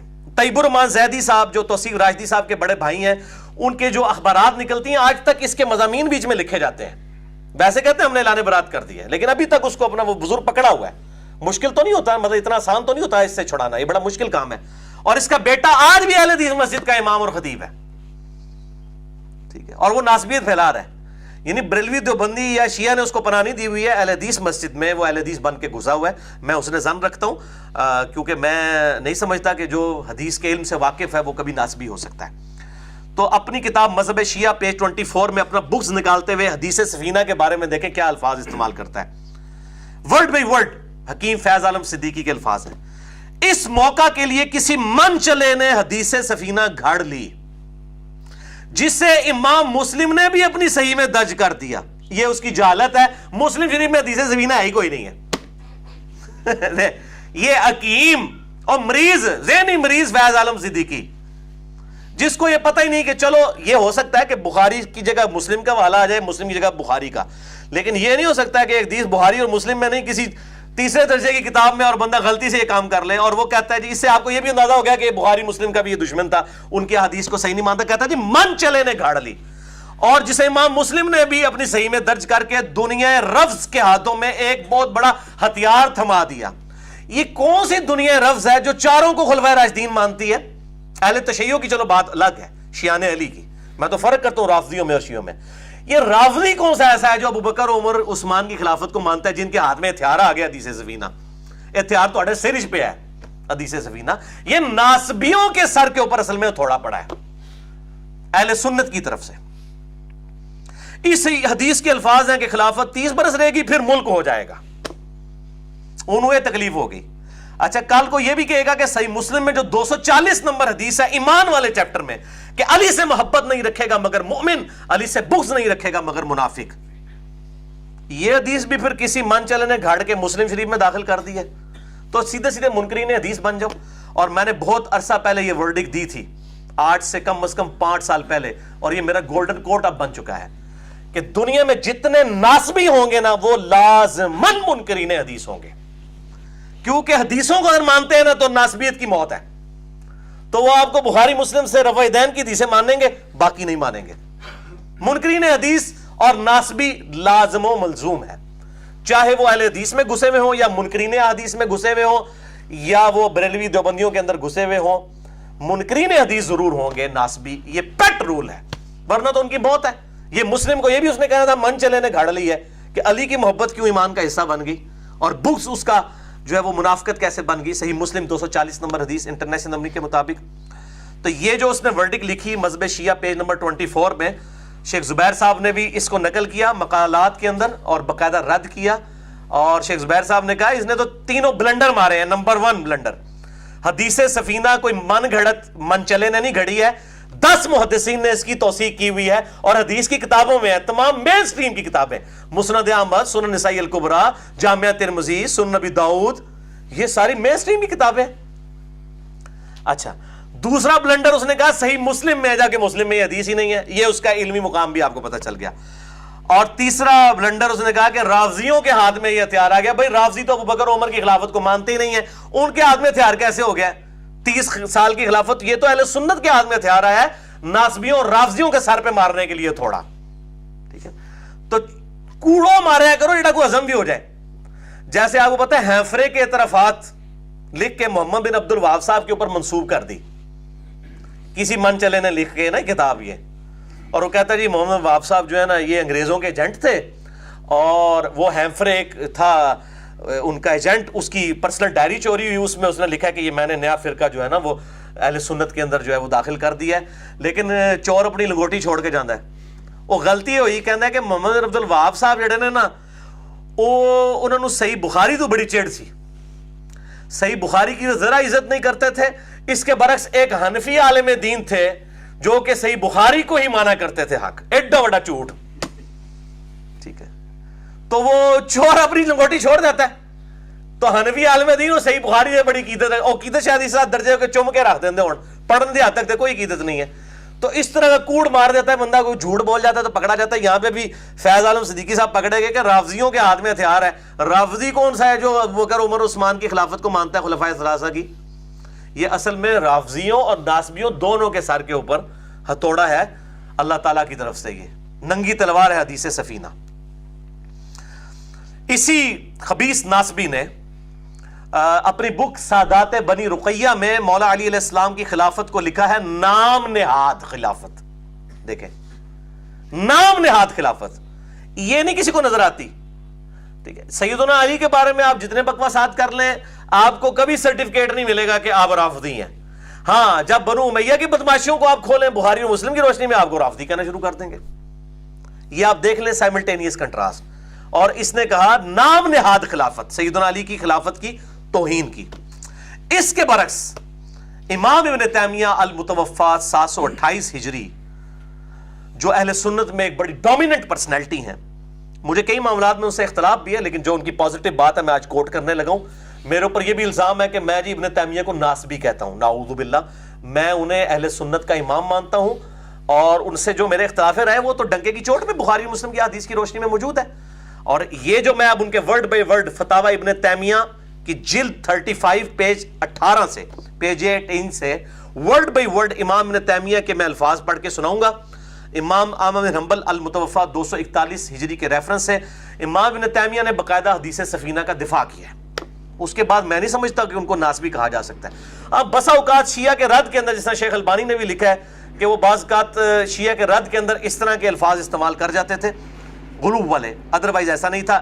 امام ابن تیمیہ کے الفاظ ورڈ بائی ورڈ حدیث سفینہ کے اوپر، فتاوی ابن تیمیہ جلد 35 پیج 18، وہ کہتے ہیں کہ حدیث سفینہ پر امام احمد اور باقی ائمہ نے، یعنی امام احمد سے مراد احمد بن حنبل، چاروں خلفائے راشدین کی خلافت کے سلسلے میں اعتماد کیا ہے، اور امام احمد بن حنبل نے اس حدیث کی تصحیح بھی کی ہے، اور ان لوگوں پر حجت پیش کی ہے جو علی رضی اللہ تعالیٰ عنہ کی خلافت میں توقف کرتے ہیں، کیونکہ اس وقت لوگوں میں تفرقہ پیدا ہو گیا تھا۔ اسی لیے امام احمد بن حنبل نے کہا کہ جو شخص مولا علی کو چوتھا خلیفہ نہ مانے وہ اپنے گھر کے گدھے سے زیادہ گمراہ ہے. اور امام احمد نے ایسے شخص کے ساتھ رشتہ اور نکاح کرنے سے بھی منع کیا ہے جو سیدنا علی کو چوتھا خلیفہ. تسی سوچو گے بھی یہ کیڑے نے؟ نے مجھے خود اہل حدیثوں میں ایسے لوگ ملے ہیں جو سیدنا علی کو چوتھا خلیفہ نہیں مانتے. بعد میں خیر شیخ زبیر صاحب سے ان کی ملاقات ہوئی, پھر انہوں نے رجوع بھی کیا. میں آپ کو اپنی یونیورسٹی کے زمانے کی بات بتا رہا ہوں, 1996 کی. یہ الفاظ میں نے خود سنے ہوئے ہیں. پھر خیر کچھ عرصے بعد وہ کہتے ہیں میں تو اس نے شیخ زبیر صاحب کو جانتے ہی نہیں تھا. ان کا نہیں جی ہم نے رجوع کیا, سیدنا علی ہی چوتھے خلیفہ ہیں. یہی تو اہل حدیث کی خوبصورتی ہے. میں اس لیے کہتا ہوں میں سب سے بڑھ کر اہل حدیث سے محبت کرتا ہوں کہ جب صحیح حدیث سامنے آ جائے تو اپنے بزرگ بابوں کو چھوڑ دیتے ہیں, الحمدللہ. تو امام احمد ابن تیمیہ, اچھا امام ابن تیمیہ کا نام بھی احمد ہے, احمد ابن تیمیہ, وہ امام احمد بن حنبل کے حوالے سے نقل کرتے ہیں کہ ایسے شخص کے ساتھ رشتہ کرنا بھی منع ہے, نکاح بھی منع ہے. اور یہ بات فقہائے اہل سنت اور دین کے پہچان والے صالحین کے درمیان متفقن علیہ ہے, اور یہی عوام الناس کا مذہب ہے. اور اس عقیدہ میں ان کی مخالفت بعض بدعتیوں نے کی ہے اہل کلام میں سے. مثلاً اب وہ کہتے ہیں 4 قسم کے اہل بدعت ہیں جنہوں نے حدیث سفینہ کا انکار کیا ہے, اور چاروں کو امام احمد بن حنبل اور امام احمد ابن تیمیہ نے کہا یہ بدعتی ہیں. نمبر 1 روافظ, جو کہ خلفائے ثلاثہ کی خلافت میں طعن کرتے ہیں. وہ کہتے ہیں ان کو بھی یہ حدیث سفینہ ہضم نہیں ہوتی. نمبر 2 خوارج, جو کہ نبی صلی اللہ علیہ وسلم کے دونوں دامادوں حسن, عثمان اور علی رضی اللہ تعالی عنہما کی خلافت میں طعن کرتے ہیں. اور نمبر 3 بعض ناسبیوں نے جو کہ سیدنا علی کی خلافت میں طعن کرتے ہیں. اب امام نے تیمیہ خود ناسبی کیسے ہو سکتے ہیں, وہ تو ناسبیوں کا بھائی نیم رد کر رہے ہیں. اور نمبر 4 ان نام نہاد سنی جاہلوں نے جو کہ علی کی خلافت میں توقف کرتے ہیں, جو کہتے ہیں نہیں خاموشی اختیار کرتے ہیں, اس ٹائم جی جھگڑا ہو گیا سی, پتہ نہیں معاویہ ٹھیک سی علی ٹھیک سی. ان کو امام نے تیمیہ لکھا ہے جاہل, نام نہاد سنی. انہوں نے کہا ہے سنی نہیں ٹنی نے, یعنی میری لینگویج میں سوڑ سنا کے سنی, ٹنی, بکش نہیں ہے. تو لہٰذا اہل تشیع کا امام ابن تیمیہ پہ ناسبیت کا الزام غلط ہے. بہرحال بعض کا جذبات میں انہوں نے منہاج السنہ میں ایسی کچھ باتیں کی اور حدیث غدیر خم کے بھی کچھ حصے کا انہوں نے انکار کیا. تو بہرحال کسی کی زندگی کو ٹوٹیلٹی میں دیکھنا چاہیے. کسی ایک خاص موقع کے اوپر آپ کو غلطی نوٹ کر کے 0 سے ملٹیپلائی نہیں کر سکتے, اوورآل ٹوٹیلٹی میں دیکھنا چاہیے. تیسری حدیث بڑی مشہور ہے, جامعہ ترمذی میں 2676, سنن ابی داؤد میں 4607, سنن ابن ماجہ میں 42 اور مشکات میں 165 ہے, اور ہمارے واقعہ کربلا والے ریسرچ پیپر 5B میں سیریل نمبر 8 کے اوپر ہے کہ سیدنا عرباض بن ساریہ رضی اللہ تعالیٰ عنہ علیہ السلام کہتے ہیں کہ نبی صلی اللہ علیہ وسلم نے اپنی وفات سے کچھ عرصہ پہلے ایک بلیغ خطبہ دیا, اور وہ اتنا رکت انگیز تھا کہ ہر آنکھ اشکبار تھی. ایک صحابی نے کھڑے ہو کر کہا یا رسول اللہ صلی اللہ علیہ وآلہ وسلم, لگتا ہے آپ الوداعی خطاب ہم سے کر رہے ہیں, تو آپ صلی اللہ علیہ وآلہ وسلم ہمیں کچھ نصیحت کر دیجئے, آخری آپ کا خطاب لگ رہا ہے.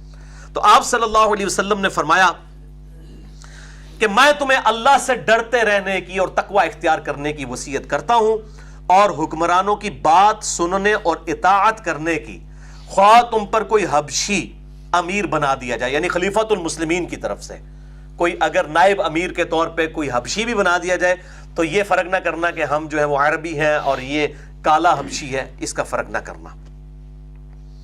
تم میں سے میرے بعد جو زندہ رہا وہ بہت اختلاف دیکھے گا, اس وقت علیکم بسنتی و سنت الخلفاء الراشدین المہدیین, تم پر میری سنت اور میرے ہدایت یافتہ خلفاء راشدین کی سنت تم پہ لازم ہے. اور دین میں نئے کاموں سے بچنا, ہر نیا کام بدعت ہے اور ہر بدعت گمراہی ہے. اور سنن نسائی کے آگے الفاظ ہیں 1579 نمبر حدیث میں, ہر گمراہی دوزخ میں لے جانے والی ہے. کل بدعت ضلالہ وکل ضلالۃ فی النار. تو میرے بھائیو اس حدیث کے کانٹیکسٹ میں چاروں خلفائے راشدین انکلوڈنگ سیدنا حسن ابن علی کے بھی 6 مہینے 5, ان کے جو مخالفین ہیں وہ بدعت کے اوپر ہیں آپ صلی اللہ علیہ وسلم کے ریفرنس سے, کیونکہ آپ نے پرٹیکولرلی خلفائے راشدین کے خلاف بغاوت کو بدعت کہا. اب خواہ جو لوگ سیدنا ابو بکر کے خلاف ہوئے, سیدنا عمر کا دور تو بڑے سکون سے گزرا، سیدنا عثمان کے خلاف ہوئے یا سیدنا علی کے خلاف، وہ سب کے سب لوگ اہل بدعت تھے۔ اب وہ علیحدہ ڈیٹیل ہے کس کی بدعت جو ہے مکفرہ تھی، کس کی اجتہادی غلطی تھی، کس کی جان بوجھ کے تھی، الگ ہے۔ بہرحال اس حدیث کے تحت خلفائے راشدین کے خلاف بغاوت کرنا خالصتاً بدعت ہے آپ صلی اللہ علیہ وسلم کے فتوے کے تحت۔ تو یہ بعض آپ دیکھیں سیدنا عثمان کے مخالفین جو اصحاب رسول میں بھی تھے، خود سیدنا ابوبکر کا بیٹا محمد بن ابی بکر، بعد میں وہ ہٹ گیا، تو ان لوگوں کو خام خواہ مطلب وہ نا ان کو منہ کھول کے باغی اور بدعتی لفظ استعمال کرتے ہیں، جب سیدنا علی کی باری آتی ہے تو کہتے ہیں نہیں خاموشی اختیار کریں۔ بھئی آپ پھر حضرت عثمان کے اوپر بھی خاموشی اختیار کریں۔ ہم تو عثمان کے مخالفین کو بھی باغی اور بدعتی سمجھتے ہیں، اور علی کے جو مخالفین ہیں ان کو بھی باغی اور بدعتی سمجھتے ہیں۔ اور میرا ریسرچ پیپر نمبر 5B پڑھیں، آپ کو انشاءاللہ سپورٹیو احادیث بھی مل جائیں گی۔ اب آپ حیران کن بات سنیں کہ سیدنا علی کی جنگیں چونکہ کنٹروورشل بننی تھی، صرف سیدنا علی کی جنگوں کے اوپر اللہ کے محبوب صلی اللہ علیہ وسلم کی بائی نیم بشارت ہے، اور کسی خلیفہ راشد کے بارے میں نہیں ہے، کھل کے۔ اور کئی احادیث میں نے اس ریسرچ پیپر میں جمع کی ہیں۔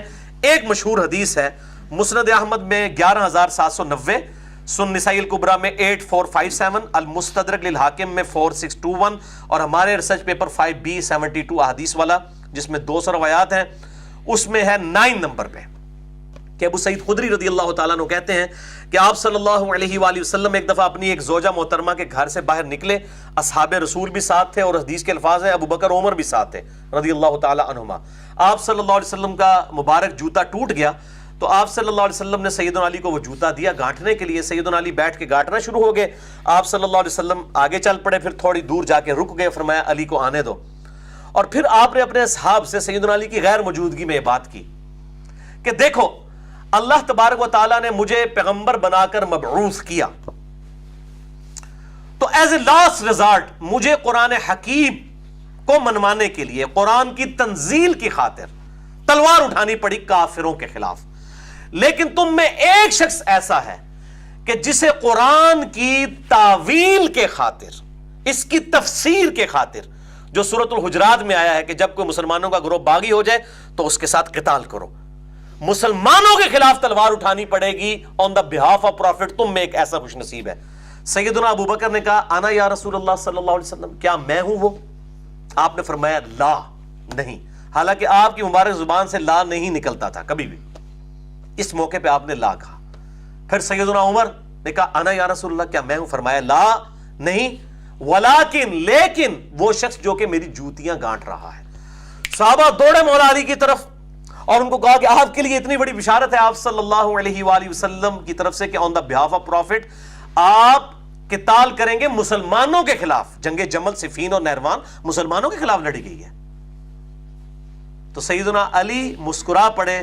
اصحاب کہتے ہیں ہم سمجھ گئے کہ سیدنا علی کو یہ بات پہلے ہی پتا تھی کہ انہوں نے نبی صلی اللہ علیہ وسلم کے بہاف پہ قتال کرنا ہے۔ تو اب یہ کہنا سیدنا علی پچھتاتے تھے، اور جھوٹ، وہ پچھتانا نہیں تھا، وہ تو بیچارے پریشان تھے، جس طرح سورہ مریم میں آتا ہے سیدہ مریم کے سامنے تو جبرائیل بھی آئے، لیکن جب ان کو حمل ٹھہرا تو انہوں نے کہا کاش میں مر کے مٹی ہو چکی ہوتی۔ پریشانی اس چیز کی تھی کہ اب میں کس طرح پبلک کو فیس کروں گی۔ اس طریقے سے سیدنا علی بھی پچھتاتے تھے کہ میں نے اسلام کو زیرو سے ہیرو ہوتے ہوئے دیکھا ہے، اور آج اسلام کا شرازہ بکھر رہا ہے اور میں کچھ کر نہیں پا رہا ہوں اتنی کوشش کے باوجود۔ تو اس لیے پچھتاتے تھے کاش میں آج سے 20 سال پہلے مر گیا ہوتا، جو المصنف ابن ابی شیبہ میں آتا ہے۔ تو آپ مولا علی کے درد کو سمجھیں، اس کو آؤٹ آف کنٹیکسٹ نہ لیں۔ پھر صحیح مسلم میں 240 نمبر حدیث ہے، علی سے محبت نہیں رکھے گا مگر مومن، علی سے بغض نہیں رکھے گا مگر منافق۔ جس کی محبت ایمان کا لٹمس ٹیسٹ ہے، اس کو اپنی جنگوں میں شک کیسے ہو سکتا ہے؟ کیا اسے نبی پہ شک تھا؟ نعوذ باللہ من ذالک، صلی اللہ علیہ وآلہ وسلم۔ باقی آپ یہ ریسرچ پیپر نمبر 5B پڑھ لیں، واقعہ کربلا کا حقیقی پس منظر 72 صحیح الاسناد حدیث کی روشنی میں، اس کا لیٹسٹ ورژن، جس میں میں نے 200 روایات اہل سنت کی کتابوں سے جمع کر دی ہیں۔ کوئی ضعیف زور بھی لگانا شروع کرے، بخاری مسلم کو تو ضعیف نہیں ثابت کر سکتا، اکثر حدیث بخاری مسلم سے، منکرین حدیث بننا پڑے گا اس کا انکار کرتے ہوئے۔ تو یہ الحمدللہ امپورٹنٹ حدیث تھی۔ اور اب آخری 2 احادیث کریٹیکل ہیں، ان کو ڈسکس کرنے سے پہلے میں چاہ رہا ہوں کہ ایک دفعہ دروشی پڑھ لیجیے۔ اللہم صلی علی محمد وعلی آل محمد کما صلیت علی ابراہیم وعلی آل ابراہیم انک حمید مجید، اللہم بارک علی محمد وعلی آل محمد کما بارکت علی ابراہیم وعلی آل ابراہیم انک حمید مجید. چوتھی حدیث صحیح بخاری سے. یہ بخاری کی حدیث بعد میں اس لیے آ رہی ہے کہ میں نے ایک انٹلیکچوئل ترتیب رکھی تھی ان 5 احادیث کی. صحیح بخاری میں 2 طرق ہیں اس کے، 3700 اور 7207. شہادت عمر والی ڈیٹیلڈ حدیث ہے، تقریباً 8 صفحات کے اوپر ہے صحیح بخاری میں. 6 رکنی کمیٹی والی، اور سیدنا عثمان کی خلافت کس طرح قائم ہوئی رضی اللہ تعالی عنہ علیہ السلام. اور ہمارے ریسرچ پیپر نمبر 5B میں، یہ 72 احادیث والے میں ریسرچ پیپر میں 3 نمبر کے اوپر اس کے میں نے سارے کے سارے طرق جمع کر دیے ہیں. کچھ طریق اب ایڈ کیے ہیں نئی اس کے اندر پرنٹنگ کے اندر، وہ انشاءاللہ تعالی آپ کو مل بھی جائیں گے. پہلے ہم بخاری کی وہ حدیث جو 3700 ہے. عمر بن مامون تابعی کہتے ہیں کہ جب سیدنا عمر کو زخم لگا تو کچھ عرصے کے بعد، کچھ دنوں کے بعد کوئی بھی چیز وہ کھاتے تھے تو وہ پیٹ سے نکل جاتی تھی، یعنی کہ وہ زخم اتنا بڑا ہو گیا، معدہ جو ہے وہ کٹ چکا تھا. تو جب لوگوں کو یہ یقین ہو گیا کہ سیدنا عمر اب اس سے جانبر نہیں ہوں گے، نہیں بچیں گے، تو لوگوں نے خواہش کا اظہار کیا کہ آپ اپنا خلیفہ کسی کو بنا دیں. تو سیدنا عمر نے کہا کہ اگر میں خلیفہ بناتا ہوں تو میں اس کی سنت پہ عمل کرتا ہوں جو مجھ سے بہتر ہے، یعنی ابو بکر، اور اگر میں خلیفہ نہیں بناتا تو میں اس کی سنت پہ عمل کرتا ہوں جو ہم دونوں سے بہتر ہے، یعنی رسول اللہ صلی اللہ علیہ وسلم. ابن عمر کہتے ہیں مجھے یقین ہو گیا کہ اب بائی نیم کسی کو مینشن نہیں کریں گے خلافت کے طور پہ، کیونکہ سیدنا عمر کی عادت تھی کہ وہ ہر معاملے میں نبی صلی اللہ علیہ وآلہ وسلم کی سنت کو پرائورٹی دیتے تھے. اور اسی میں آتا ہے کہ انہوں نے پھر سیدہ عائشہ کے لیے پیغام بھجوایا اور کہا کہ یہ نہ کہنا کہ امیر المومنین نے بھیجا ہے، کہنا کہ عمر ابن خطاب نے بھیجا ہے، اور وہ چاہتا ہے کہ اپنے 2 ساتھیوں کے ساتھ یہاں پہ دفن ہو جائے. تو یہ جو لوگ جھوٹ بولتے ہیں جی وہ میت سامنے لے گئے حضرت ابوبکر کی، تو وہ دروازے جو آواز ماری، اور پائی صحیح بخاری میں لکھا ہوا ہے کہ سیدہ عائشہ سے پوچھا گیا ہے، دروازے جو آواز، اور دروازے کے باہر سے آواز جو ہے وہ نبی صلی اللہ علیہ وسلم کو نہیں لگائی گئی تھی، سیدہ عائشہ سے پردے میں بات کی گئی تھی کہ اجازت لی جائے، اور کہا کہ یہ نہ کہنا امیر المومنین نے بھیجا ہے، آئی ایم نو مور امیر المومنین، کہنا عمر ابن خطاب نے، تاکہ میری وہ پوسٹ کا روب نہ ہو کسی کے اوپر. تو خیر سیدہ عائشہ نے اجازت دے دی الحمدللہ.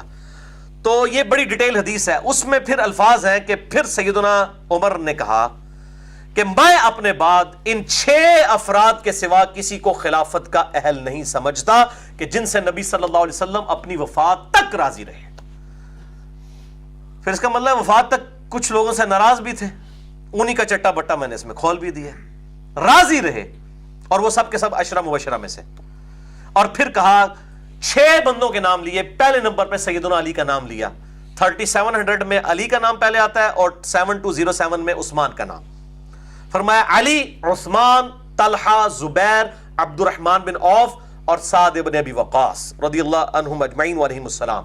اور پھر کہا کہ دیکھنا اگر سعد پہ بھی متفق ہوتے ہو نا تو میں نے اسے جو پرشین امپائر جب فتح ہوئی تو ایران کی گورنری سے معزول کیا تھا، یہ بہانہ نہ بنا لینا اس کی خلافت میں تان کرنے کا کہ انہوں تے عمر نے لایا اسی لہذا انہوں تے چھاڑ دیو، اس کے اوپر تو 62-63 لگ گیا ان کی شیخ. نہیں، وہ تو میں نے خیانت کی وجہ سے نہیں ان کو اتارا تھا، بلکہ کسی خاص وجہ سے اتارا تھا کہ 4 سال زیادہ آپ گورنر نہیں رہنے دیتے تھے. یہ حضرت معاویہ کی قسمت تھی کہ وہ 4 سال حضرت عمر کی زندگی میں پورے نہیں ہوئے، ورنہ وہ وہاں پہ بھی گورنر نہ رہتے اور ایک پارٹی نہ بنا لیتے 15 سال کی. وہ اپنی ایک جو ایک پولیٹیکل سسٹم انہوں نے وہاں پہ قائم کر لیا تھا. تو یہ میرے بھائیوں سیدنا عمر نے کہا کہ یہ 6 بندے ہیں، ان میں سے جس کو بھی خلیفہ چن لو ان کے مشورے کے ساتھ. اور پھر کہا کہ ابن عمر میرے بیٹے کو اس مشورے میں شامل کرنا، لیکن خلافت میں اس کا کوئی حصہ نہیں ہوگا. یہ اس کی دلجوئی کے لیے کہا، حالانکہ کسی اعتبار سے وہ کم نہیں تھے، اہل تھے ہر لحاظ سے، لیکن کہا اس کو نہیں چننا، یعنی ملوکیت نہیں کرنی جو بعد میں لوگوں نے کی. تو اسی زخم لگنے سے بھی پہلے صحیح مسلم میں ایک حدیث ہے جو اب مجھے ملی ہے، جو میں نے اس ریسرچ پیپر میں اسی سیریل نمبر پہ ایز اے طریق ایڈ کر دی ہے. صحیح مسلم میں 1258 یہ یقین کریں ایٹم بم ہے یہ روایت. معدان بن طلحہ کہتے ہیں یہ زخم والی حدیث تھی بخاری میں، یہ زخم لگنے سے بھی پہلے ہے، بالکل صحیح سلامت ہے. سیدنا عمر رضی اللہ تعالیٰ عنہ علیہ السلام مادام بن طلحہ کہتے ہیں کہ ایک دفعہ سیدنا عمر نے ہمیں جمعہ پڑھایا اور جمعے کے خطبے میں نبی صلی اللہ علیہ وآلہ وسلم اور سیدنا ابو بکر کا ذکر خیر کیا، اور پھر کہا کہ میں نے خواب دیکھی ہے کہ مجھے خواب میں ایک مرغے نے 3 ٹھونگے ماری ہیں، اور میں نے اس کی یہ تعبیر کی ہے کہ شاید اب میں زیادہ عرصہ دنیا میں نہ رہوں، یعنی مجھے قتل کر دیا جائے گا، یعنی بھی زخم بھی نہیں لگا تھا۔ یہ اس سے پہلے کی حدیث ہے، صحیح مسلم 1258۔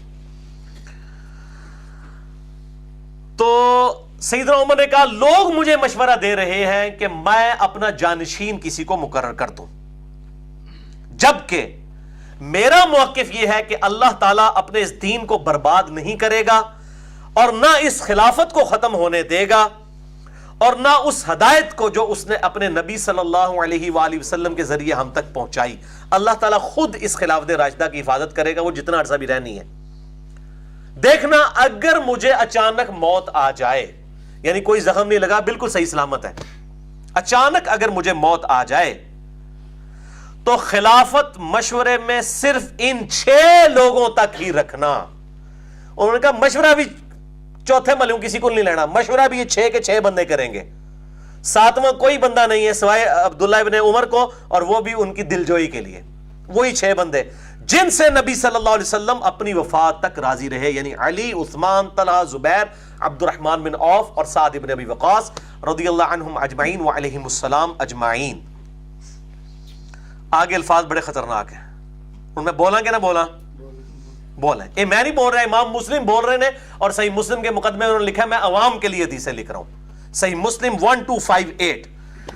سیدنا عمر بڑے زیرک سیاستدان کہتے ہیں میں جانتا ہوں کہ بعض لوگ خلافت کے معاملے میں تان کریں گے، اور یہ وہی لوگ ہوں گے جن کو میں نے اپنے ہاتھوں سے اسلام کی خاطر مارا ہے، یعنی مار کے ان کو، یعنی فتح مکہ پہ معافی مانگ کے یہ اسلام میں داخل ہوئے ہیں، بدر میں مارا، احد میں مارا، خندق میں ان کو مارا، ان کی پٹائی کی میں نے اسلام کی خاطر۔ اب یہ مسلمانوں میں داخل ہو چکے ہیں، یہ غیر مسلموں کا ذکر نہیں ہو رہا۔ غیر مسلموں کو کس نے خلافت میں، تو انہوں نے تو ویسے ہی تان کرنا تھا، وہ تو عمر کی خلافت میں بھی تان کرتے تھے۔ مسلمانوں کی اس خلافت میں تان کریں گے، مجھے پتا ہے۔ پھر اگر وہ واقعی تان کریں تو جان لینا، ان میں عربی پڑھنے لگا جائے، فَأُولَئِكَ أَعْدَاءُ اللَّهِ الْكَفَرَةُ الضُّلَّالُ، کہ یہ اللہ کے دشمن، کافر اور گمراہ ہوں گے جو ان 6 بندوں کے ساتھ اختلاف کریں گے، علی، عثمان، طلحہ، زبیر، عبد الرحمن بن عوف اور سعد بن ابی وقاص۔ یہ سیدنا عمر فاروق کا فتویٰ ہے، پائی یہ سعودیہ یا ایران دا فتویٰ یا میرا فتویٰ نہیں جے، کہ گمراہ، اللہ کے دشمن اور کافر۔ چلو کافر کا ترجمہ کوئی کر لیتا ہے لغوی معنوں میں، نہ شکرے کہ اسلام کی شکر گزاری انہوں نے نہیں کی ہے، چل، لیکن ضلال کا کیا ترجمہ کریں گے؟ گمراہ۔ اور اعداء اللہ، اللہ کے دشمن، اس سے بڑی اور کیا بات ہو سکتی ہے؟ ٹھیک ہے، پچھلی بار میں نے مولا علی کا خطبہ بتایا تھا نا کہ ابو بکر، عمر، عثمان و علی کو، عثمان کو انہی اصحاب نے چنا ہے، اور انہوں نے ہی مجھے چنا، اور یہ اصحاب کوئی عام اصحاب نہیں، ان کا چننا گویا کہ اللہ کا چننا ہے، اور ان سے مخالفت اللہ سے مخالفت ہے۔ یہ نہج البلاغہ میں بھی لکھا ہوا ہے، اور یہ آپ دیکھ لیں صحیح مسلم کے اندر بھی موجود ہے، سیدنا عمر کا خطبہ رضی اللہ تعالیٰ عنہ علیہ السلام۔ تو یہ اب یہ بڑے الفاظ انٹلیکچوئل ہیں کہ میں نے ان کو مارا ہے اسلام کی خاطر۔ یہ سیم الفاظ عبداللہ بن عمر نے، جو حضرت عمر کے بیٹے تھے، صحیح بخاری میں استعمال کیے ہیں معاویہ کے لیے رضی اللہ تعالیٰ عنہ۔ صحیح بخاری میں ہے انٹرنیشنل نمبر کے مطابق 4108، اور ہمارے ریسرچ پیپر 5B میں بھی میں نے اس کو ایڈ کیا ہوا ہے، اس روایت کو، اس ریسرچ پیپر میں بھی، اور اس ریسرچ پیپر میں بھی میں اس کا نمبر آپ کو بتا دیتا ہوں۔ ریسرچ پیپر میں ہے 6 نمبر، صحیح بخاری 4108، جسے میں کڑوی گولی کہتا ہوں۔ اے اصول کافی نہیں میں پڑھنے لگا ہے، بخاری پڑھنے لگا جائے 4108، کہ تحکیم کے مسئلہ کے بعد جب حضرت معاویہ رضی اللہ تعالیٰ عنہ مدینہ شریف آئے تو تحکیم کے ایشو میں ابن حجر اسقلانی ڈیٹیل سے لکھتے ہیں کہ اس وقت ایک رائے یہ بھی سامنے آئی تھی کہ علی اور معاویہ دونوں کو معزول کر کے عبداللہ بن عمر کو خلیفہ مسلمانوں کا چن لیا جائے۔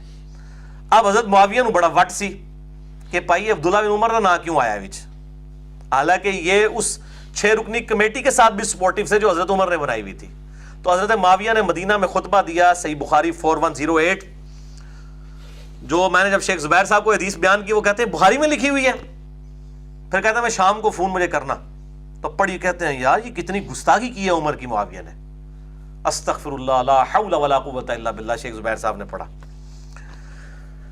تو وہاں پر کیا ہوا کہ سیدہ حفصہ ام المومنین نے حضرت ابن عمر کو کہا, عبداللہ کو, کہ بیٹا جاؤ, حضرت معاویہ آئے ہوئے ہیں, وہ خطبہ دے رہے ہیں, تمہاری غیر موجودگی کو کہیں فتنے کا سبب نہ مان لیا جائے کہ یہ کو اپنی لادہ پارٹی بنا رہا ہے, تو تم اس خطبے میں جا کے شریک ہو.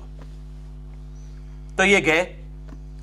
وہاں پہ حضرت معاویہ نے کہا کہ جو کوئی اس امر خلافت میں سمجھتا ہے کہ اس کا بھی کوئی حصہ ہے تو اپنا سینگ اٹھائے, میں اس کے باپ سے بھی زیادہ خلافت کا حقدار ہوں. اور یہ کنایا کیا عبداللہ بن عمر کی طرف. عبداللہ بن عمر کا باپ کون ہے؟ سیدنا عمر فاروق رضی اللہ تعالیٰ عنہ, جنہوں نے پرشین اور رومن امپائر کو گرایا, جن کی وجہ سے حضرت معاویہ شام میں بیٹھے ہوئے تھے. اور یہاں پہ آپ ایٹیچیوڈ دیکھ لیں. خیر مجمع چھٹ گیا. حبیب بن مسلمہ اس حدیث کے جو راوی ہیں, بخاری میں الفاظ ہیں, وہ کہتے ہیں میں نے عبداللہ بن عمر سے بعد میں کہا کہ آپ نے معاویہ کو اس وقت منہ پہ جواب کیوں نہیں دیا. اس سے بھی پتا چل گیا کہ اس کو بھی یہ بات پتا چل گئی تھی. آج چوتھے ملے لوگ کہہ رہے نہیں حضرت عمر کو نہیں کہا, کسی اور نو کیا سی, وہ جڑے اتنے بیٹھے ہیں وہ بھی حاضر ہیں کہ عبداللہ بن عمر نو کہہ رہے کہ تسی جواب کیوں نہیں دیتا. جہدے پیو نو کیا سی انہیں جواب دینا سی نا, جس کے باپ کو کہا تھا اسی نے جواب دینا تھا. حبیب بن مسلمہ کہتے ہیں کہ میں نے کہا ابن عمر آپ نے جواب کیوں نہیں دیا, ادھر ہی معاویہ کو آپ جواب دیتے. انہوں نے کہا میں نے ارادہ کیا میں اپنی گوٹ کھولوں, یعنی وہ احتبا کر کے گھٹنوں کو یوں کر کے بیٹھے ہوئے تھے, میں اپنی گوٹ کھولوں اور میں معاویہ کو اسی وقت کہوں کہ تجھ سے زیادہ خلافت کا حقدار وہ شخص ہے جس نے تجھے اور تیرے باپ کو اسلام کی خاطر قتال کیا ہے, مارا ہے اسلام کی خاطر, مار مار کے تمہیں اسلام میں داخل کیا ہے. ظاہر ہے مارا ہے, پٹائی ہوئی ہے, تو فتح مکہ پہ اسلام قبول کیا ہے, جو سورہ توبہ میں آیا تھا 4 مہینے کا ٹائم ہے, یا تو جزیرہ نما عرب چھوڑ دو ادروائز قتل کیے جاؤ گے, عذاب استیصال آئے گا قتال کی شکل میں. تو حضرت عمر کے الفاظ مسلم میں کیا تھے کہ جو لوگ ان 6 بندوں کی خلافت میں تان کریں, صحیح مسلم 1258, جان لینا یہ وہی لوگ ہیں جن کو میں نے اسلام کی خاطر مارا ہے. اور یہاں ابن عمر کیا کہہ رہے ہیں کہ میں نے کہا کہ میں معاویہ کو جواب دوں کہ تجھ سے زیادہ خلافت کا حقدار وہ ہے, یعنی وہ خود بھی ہو سکتے تھے ابن عمر, یا وہ مولا علی کی طرف اشارہ کر رہے تھے کہ جس کے ساتھ تو نے یہ سارا معاملہ بغاوت کا کھڑا کیا وہ تو زیادہ خلافت کا حقدار ہے. اسلام کی خاطر تمہیں مارا ہے جن لوگوں نے. پھر ابن عمر کہتے ہیں میں پھر فتنے کے ڈر سے خاموش ہو گیا, پھر مجھے جنت کی نعمتیں یاد آ گئیں اور میں نے انہی پر اکتفا کر لیا, یعنی میں نے برائی کو دل میں برا جان لیا, جنت کے اوپر اکتفا کر لیا. حبیب بن مسلمہ کے الفاظ ہیں کہ ابن عمر نے شکر ہے کہ ایسا ہی کیا, اور یوں کر کے انہوں نے اپنی جان بھی بچا لی اور عزت بھی بچا لی. اس کا کیا مطلب ہے؟ کاٹ کھانے والی ملوکیت, یعنی ابن عمر کی بھی شامت آ جاتی ہے اگر وہ وہاں پہ بولتے. حبیب بن مسلمہ کہہ رہے ہیں کہ جان بھی بچا لی, عزت بھی بچا لی, خون ریزی سے بھی بچ گئے عبداللہ ابن عمر رضی اللہ تعالیٰ عنہ وعلیہ السلام. تو یہ کڑوی گولی میں اکثر بیان کرتا ہوں, آج ذرا میں نے اس کو مزید ڈیٹیل کے ساتھ بیان کیا. تو میں اسی پہ بولتا ہوں کہ یہ مطلب میرا اجتہاد ہے کہ یہ 6 رکنی کمیٹی میں چونکہ حضرت علی کا اور باقی لوگوں کا نام تھا اور ان کا نام نہیں تھا, شاید یہ وہی غصہ نکالا گیا ہے کہ اچھا جی میں تمہارے باپ سے بھی زیادہ خلافت کا حقدار ہوں, اس باپ سے جس باپ نے کہا تھا 6 بندوں کے علاوہ خلافت کا کوئی حقدار نہیں ہے.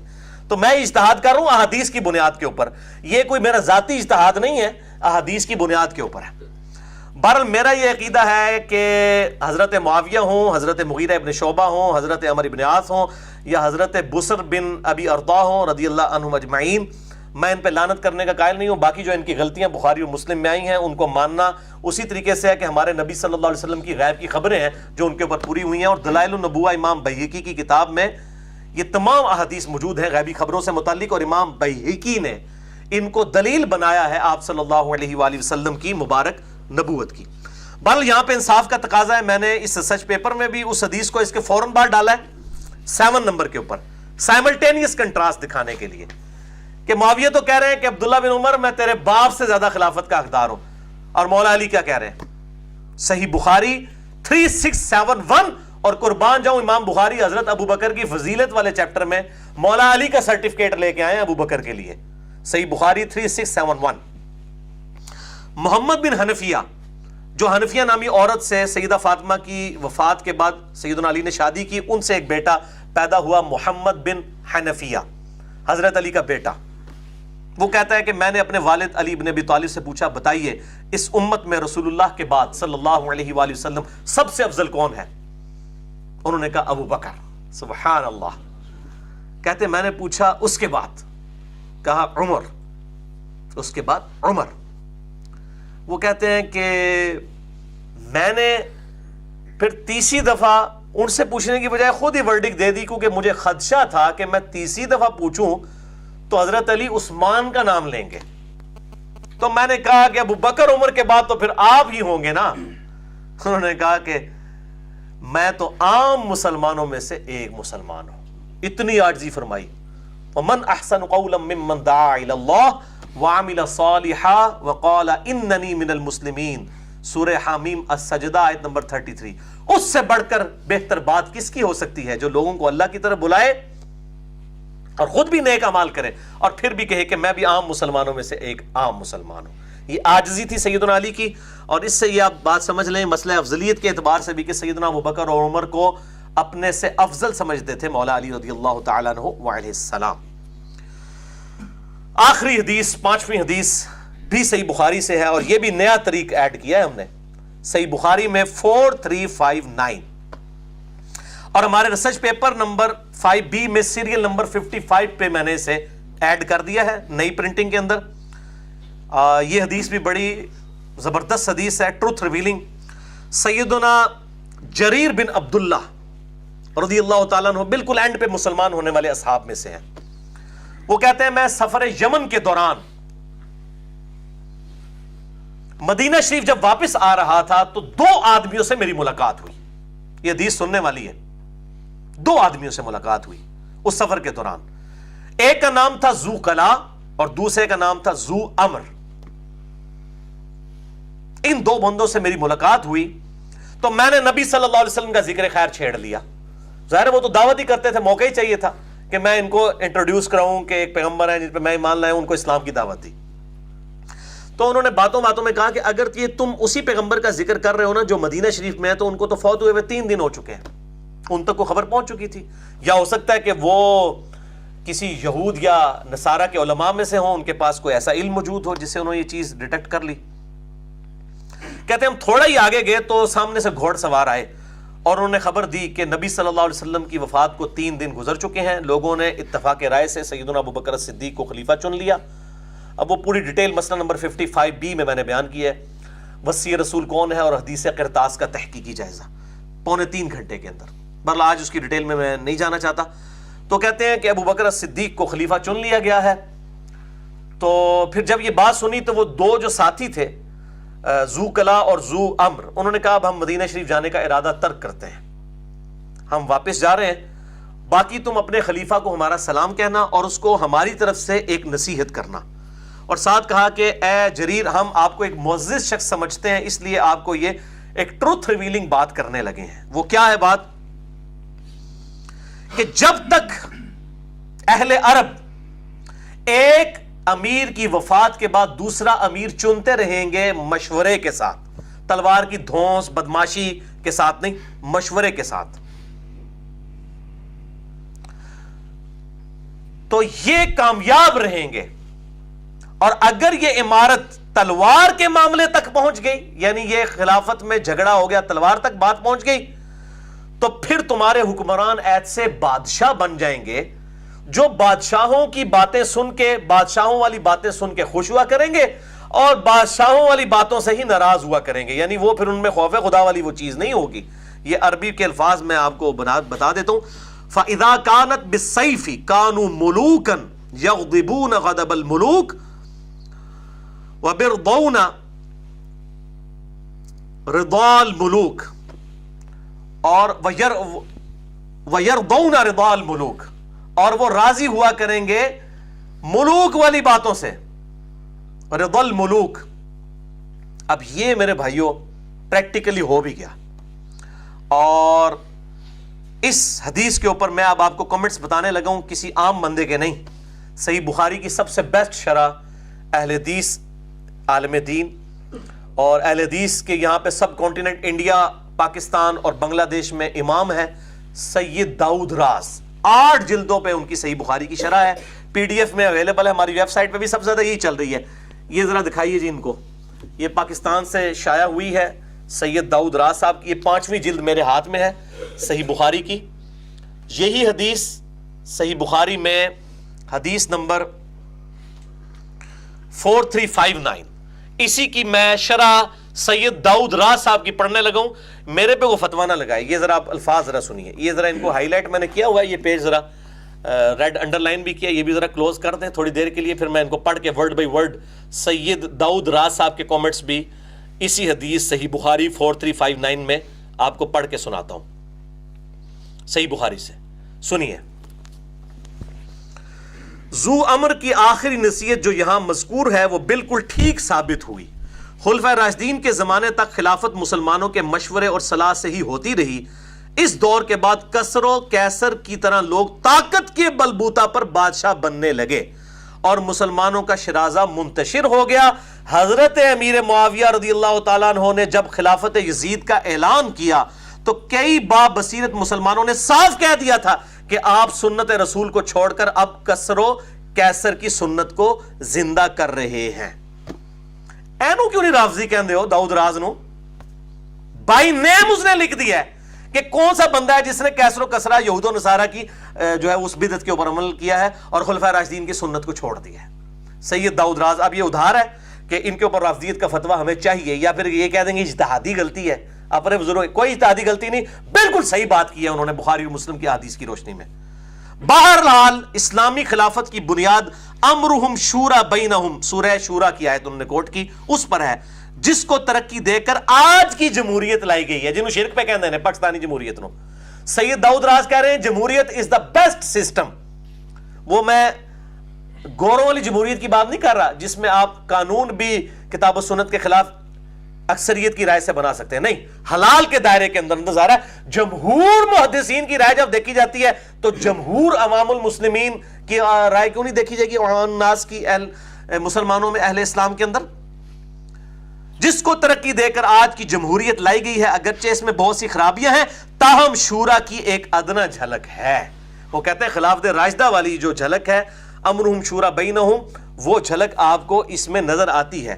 مسئلہ نمبر 87 میں نے اسلامی جمہوریت کے اوپر دیا ہے اور اس کے کیا 3 بنیادی اصول ہیں، اس کے اوپر میں نے ڈیٹیل سے اس میں گفتگو کی ہے، جسے شوق ہو تو دیکھ سکتا ہے۔ تو یہ میں نے سید داؤد راز صاحب کے کامنٹس بتائے۔ اسی کانٹیکسٹ میں اسی 5B ریسرچ پیپر میں میں نے 55 نمبر پہ ہی بخاری کی ایک اور حدیث لی ہے 6830، ہمارے ریسرچ پیپر میں 55 نمبر پہ۔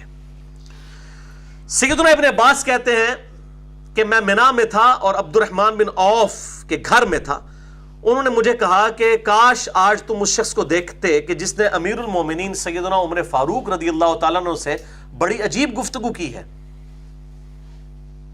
اور اس نے آ کر کہا کہ اے امیر المومنین، لوگوں میں تو ایسے لوگ بھی ہیں، فلاں شخص، اب وہ فلاں کا نام ہی لیا ہے، فلانے لبڑے نے کون نے، یہ فلاں، وہ پچھلی دفعہ میں فلاں کا رونا رویا ہے، فلاں شخص کہتا ہے جب عمر مر جائے گا تو ہم فلاں شخص کو اپنا خلیفہ چن لیں گے۔ اب سیدنا عمر کو بڑا غصہ آیا، انہوں نے کہا لوگوں کی یہ جرت کہ مسلمانوں کے مشورے کے بغیر خلیفہ چن لیں گے، اور ساتھ وہ کہہ رہے ہیں کہ اے امیر المومنین، ابو بکر کو بھی تو اسی طریقے سے چن لیا گیا تھا نا اچانک، تو اللہ نے وہ بھی خلافت قائم کر دی تھی، ہم بھی اس طریقے سے اچانک چن لیں گے بغیر مشورے کے تو قائم ہو جائے گی۔ تو حضرت عمر کو اتنا غصہ آیا کہ عبد الرحمن بن عوف کہتے ہیں کہ حضرت عمر نے ارادہ کیا کہ میں منا میں ہی یہاں پہ خطبہ دوں گا اور یہاں پہ میں ان لوگوں کی اصلاح کروں گا اس حوالے سے، اور میں کہتا ہوں اگر آج کے دور میں حضرت عمر ہوتے ہیں تو ویڈیو لنک پہ ان کا یہ بیان آتا۔ ظاہر ہے 3 براعظموں میں جس بندے کی حکومت ہے اس کی خلافت کے اوپر کوئی ڈاکہ مارنے کی کوشش کر رہا ہے اور مسلمانوں پر تلوار کے زور سے مسلط ہونا چاہتا ہے، تو سیدنا عمر تو تڑپ اٹھے کہ یہ لوگ کر رہے ہیں۔ تو عبد الرحمن بن عوف نے کہا امیر المومنین یہاں پہ تو ہر طرح کے لوگ آئے ہیں، آپ صبر کریں، مدینہ شریف جا کے آپ جو ہے نا آرام سے خطبہ دیجیے گا۔ پھر مدینہ شریف آئے، بڑی ڈیٹیل حدیث ہے، صحیح بخاری 6830، وہاں پہ سیدنا عمر نے خطبہ دیا، بڑا ڈیٹیل، اس میں الفاظ تھے کہ مجھے پتا چلا ہے ورڈ بائی ورڈ کہ تم میں سے کسی شخص نے یہ کہا ہے کہ اگر عمر فوت ہو گیا تو ہم فلاں شخص کی بیعت کر لیں گے، اے لوگوں دیکھنا تم میں سے کسی شخص کو اس بات سے غلط فہمی نہ ہو سکے کہ ابو بکر کی بیعت بھی تو اچانک ہوئی تھی، اس کے باوجود منعقد ہو گئی تھی اور کامیاب ٹھہری تھی۔ خبردار، وہ بیعت واقعی ہوئی تو اچانک تھی، لیکن اللہ تعالیٰ نے محض اپنے فضل و کرم سے اس وقت شرارت اور فتنہ سے محفوظ رکھا اور مسلمانوں نے اس بیعت کو تسلیم کر لیا۔ وہ مسئلہ نمبر 55B آپ دیکھ سکتے ہیں۔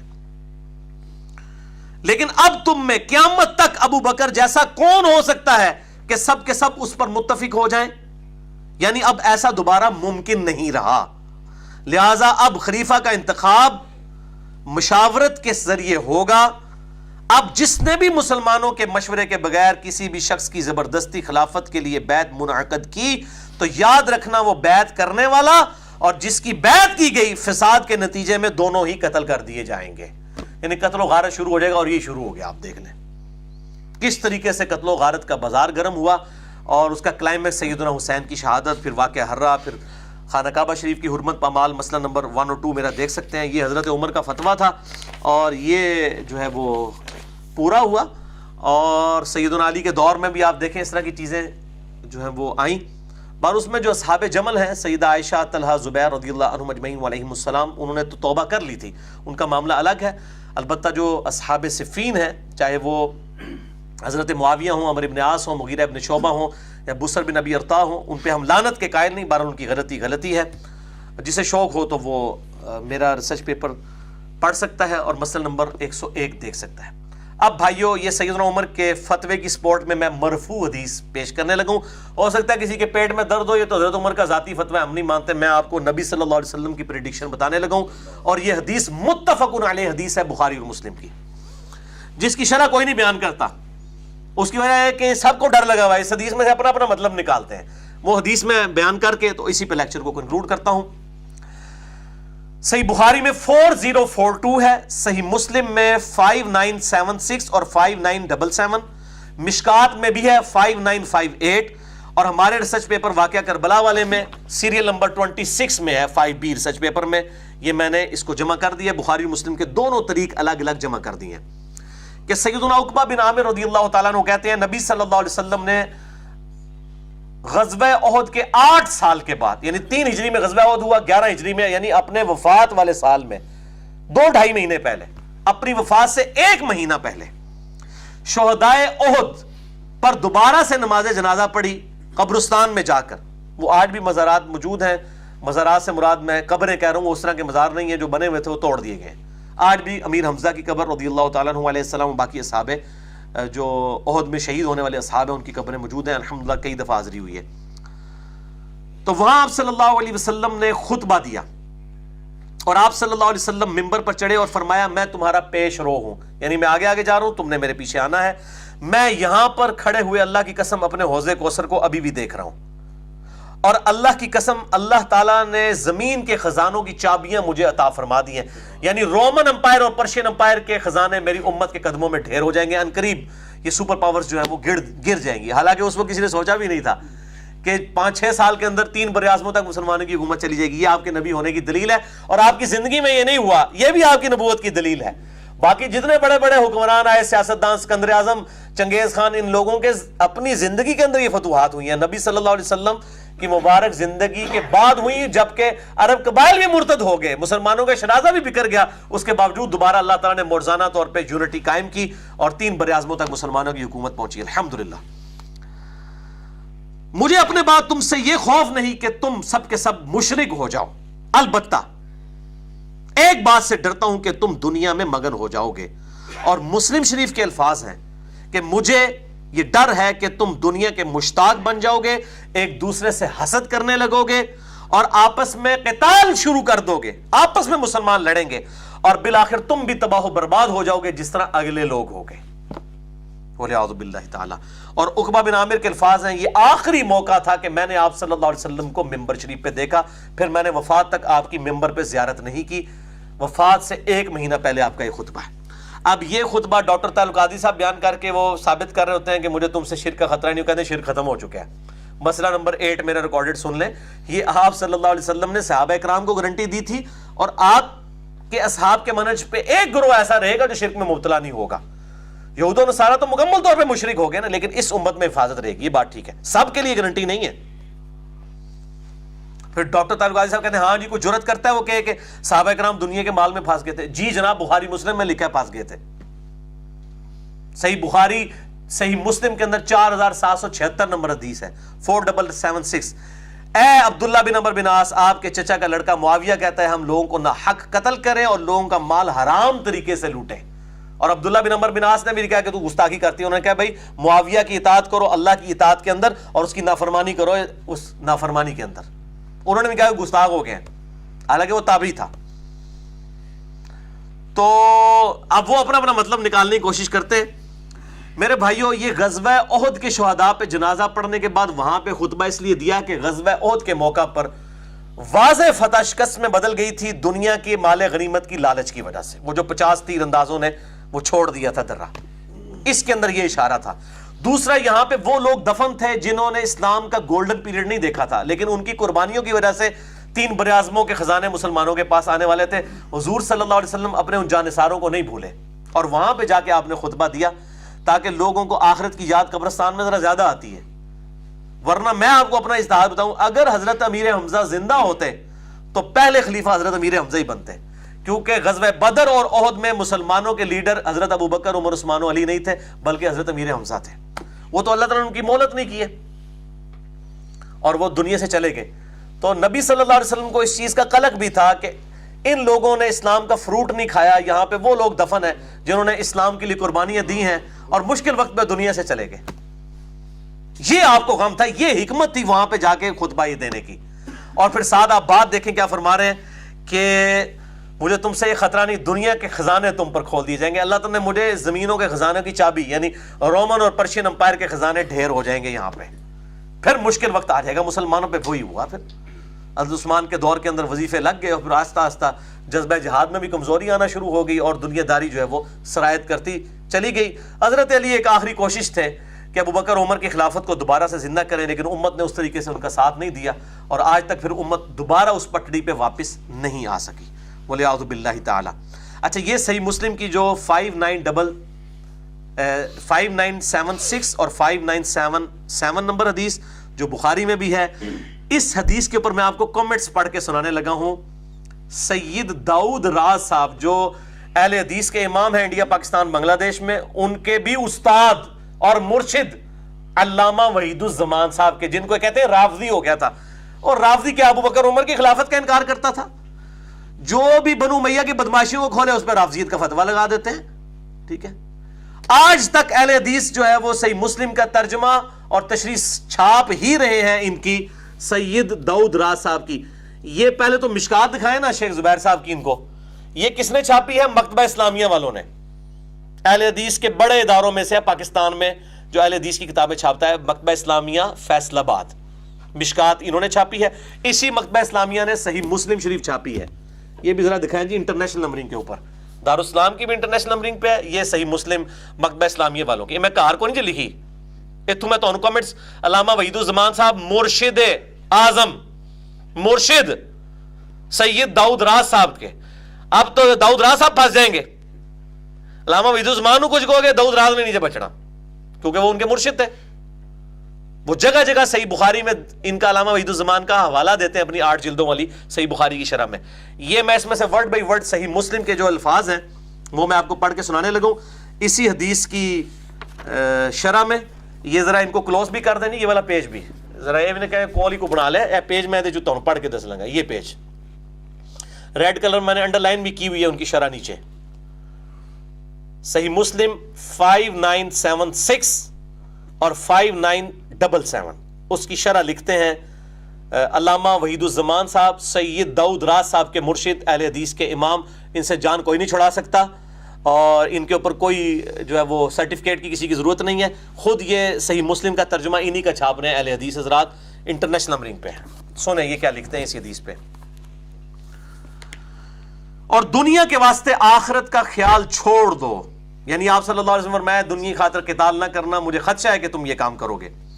مسلمانوں نے حضرت صلی اللہ علیہ وآلہ وسلم کے چند روز بعد ہی ایسے کام شروع کیے اور آپس میں پھوٹ کی بنا ڈال لی، معاویہ حضرت علی سے لڑے، وہ کہہ رہے ہیں یہ ہے معاویہ حضرت علی سے لڑے، حالانکہ حضرت علی گئے تھے وہاں لڑنے کے لیے، لیکن وہ اصل میں شرارت ان کی طرف سے کی، انہوں نے خلیفہ راشد کی بیعت نہیں کی ہے، اور قرآن حکیم میں واضح ہے کہ قتال کرو سورۃ الحجرات کے اندر۔ معاویہ حضرت علی سے لڑے اور یزید نے خاندان نبوت کو تباہ کیا، لو جی، اور عبداللہ بن زبیر کو حجاج نے شہید کر دیا، وہ بھی بنو امیہ، عبداللہ بن عمر کا قاتل بھی حجاج ہے بنو امیہ، صحیح بخاری میں کتاب الحج چیپٹر میں پڑھ لیں، اور فتنوں کی تار بند گئی۔ اس روز سے آج تک مسلمانوں کا وہی حال ہے کہ کسی ایک امام یا خلیفہ پر سب مسلمان اکٹھے نہیں ہو سکے، آخر کافر موقع پا کر ان پر غالب ہوئے اور ان کی مسلمانوں کی قوت خاک میں مل گئی، وَلِعَوْذُ بِاللَّهِ تعالیٰ۔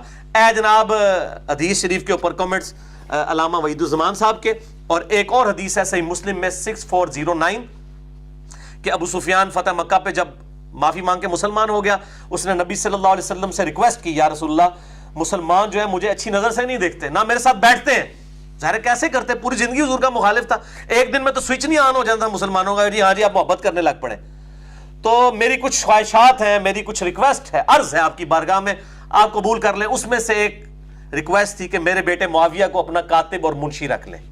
کاتب وحی کے الفاظ مسلم میں نہیں، وہ دلائل النبوہ میں ہے، مسئلہ نمبر 116C میں نے فضائل معاویہ والے لیکچر میں بتایا ہے، اس میں کاتب کے الفاظ ہیں، مجھے منشی کے طور پہ رکھ لیں میرے بیٹے معاویہ کو، یہ سفارشی بھرتی۔ اور راوی کہتے ہیں کہ نبی صلی اللہ علیہ وسلم کی عادت تھی اخلاقاً کہ آپ سے جب کوئی چیز مانگتا تھا نا آپ انکار نہیں کرتے تھے، اور وہ راوی کہتے ہیں کہ اگر ابو سفیان خود سے معاویہ کی سفارش نہ کرتا نبی صلی اللہ علیہ وسلم کبھی اس کو اپنا کاتب بھی نہ رکھتے۔ یہ دیکھیں، اندازہ کریں، تو یہ حدیث ہے صحیح مسلم میں 6409، اس میں بھی سید داؤد راہ صاحب کے مرشد علامہ وحید الزمان صاحب، جن کی صحیح مسلم شریف مکتبہ اسلامیہ اہل حدیث نے چھاپی ہے، وہ کمنٹس کرتے ہیں۔ پہلے تو یہ ان کو حدیث کے کمنٹس نیچے سے دکھا دیں، یہ جو میں نے انڈر لائن کیے یہ والے، تاکہ پتہ چل جائے کہ میں اپنی طرف سے نہیں، میرے بھائیوں پڑھ رہا، یہ واقعی اس کے اوپر لکھے ہوئے ہیں علامہ وحید الزمان صاحب کے کمنٹس، اور جس کو کہتے ہیں نا پورا بنو امیہ دا خاندان پوڑ کے رکھ دیتا ہے، جنہوں کہتے ہیں پنجابی پوڑ کے رکھ دیتا ہے، اتنے زبردست کمنٹس کیے ہیں انہوں نے۔ یہ اب آپ سنیے، میں اس کو ورڈ بائی ورڈ آپ کو پڑھ کے بتاتا ہوں۔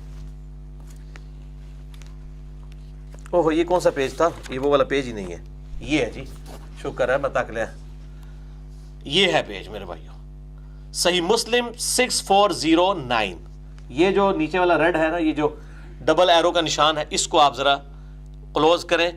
علامہ وحید الزمان صاحب مرشد سید داؤد راز صاحب کے ان کے کامنٹس ورڈ بائی ورڈ صحیح مسلم سے میں پڑھنے لگوں، اور اب میں ایکسپیکٹ کروں گا کہ لوگ حق بات کو کس طرح قبول کرتے ہیں۔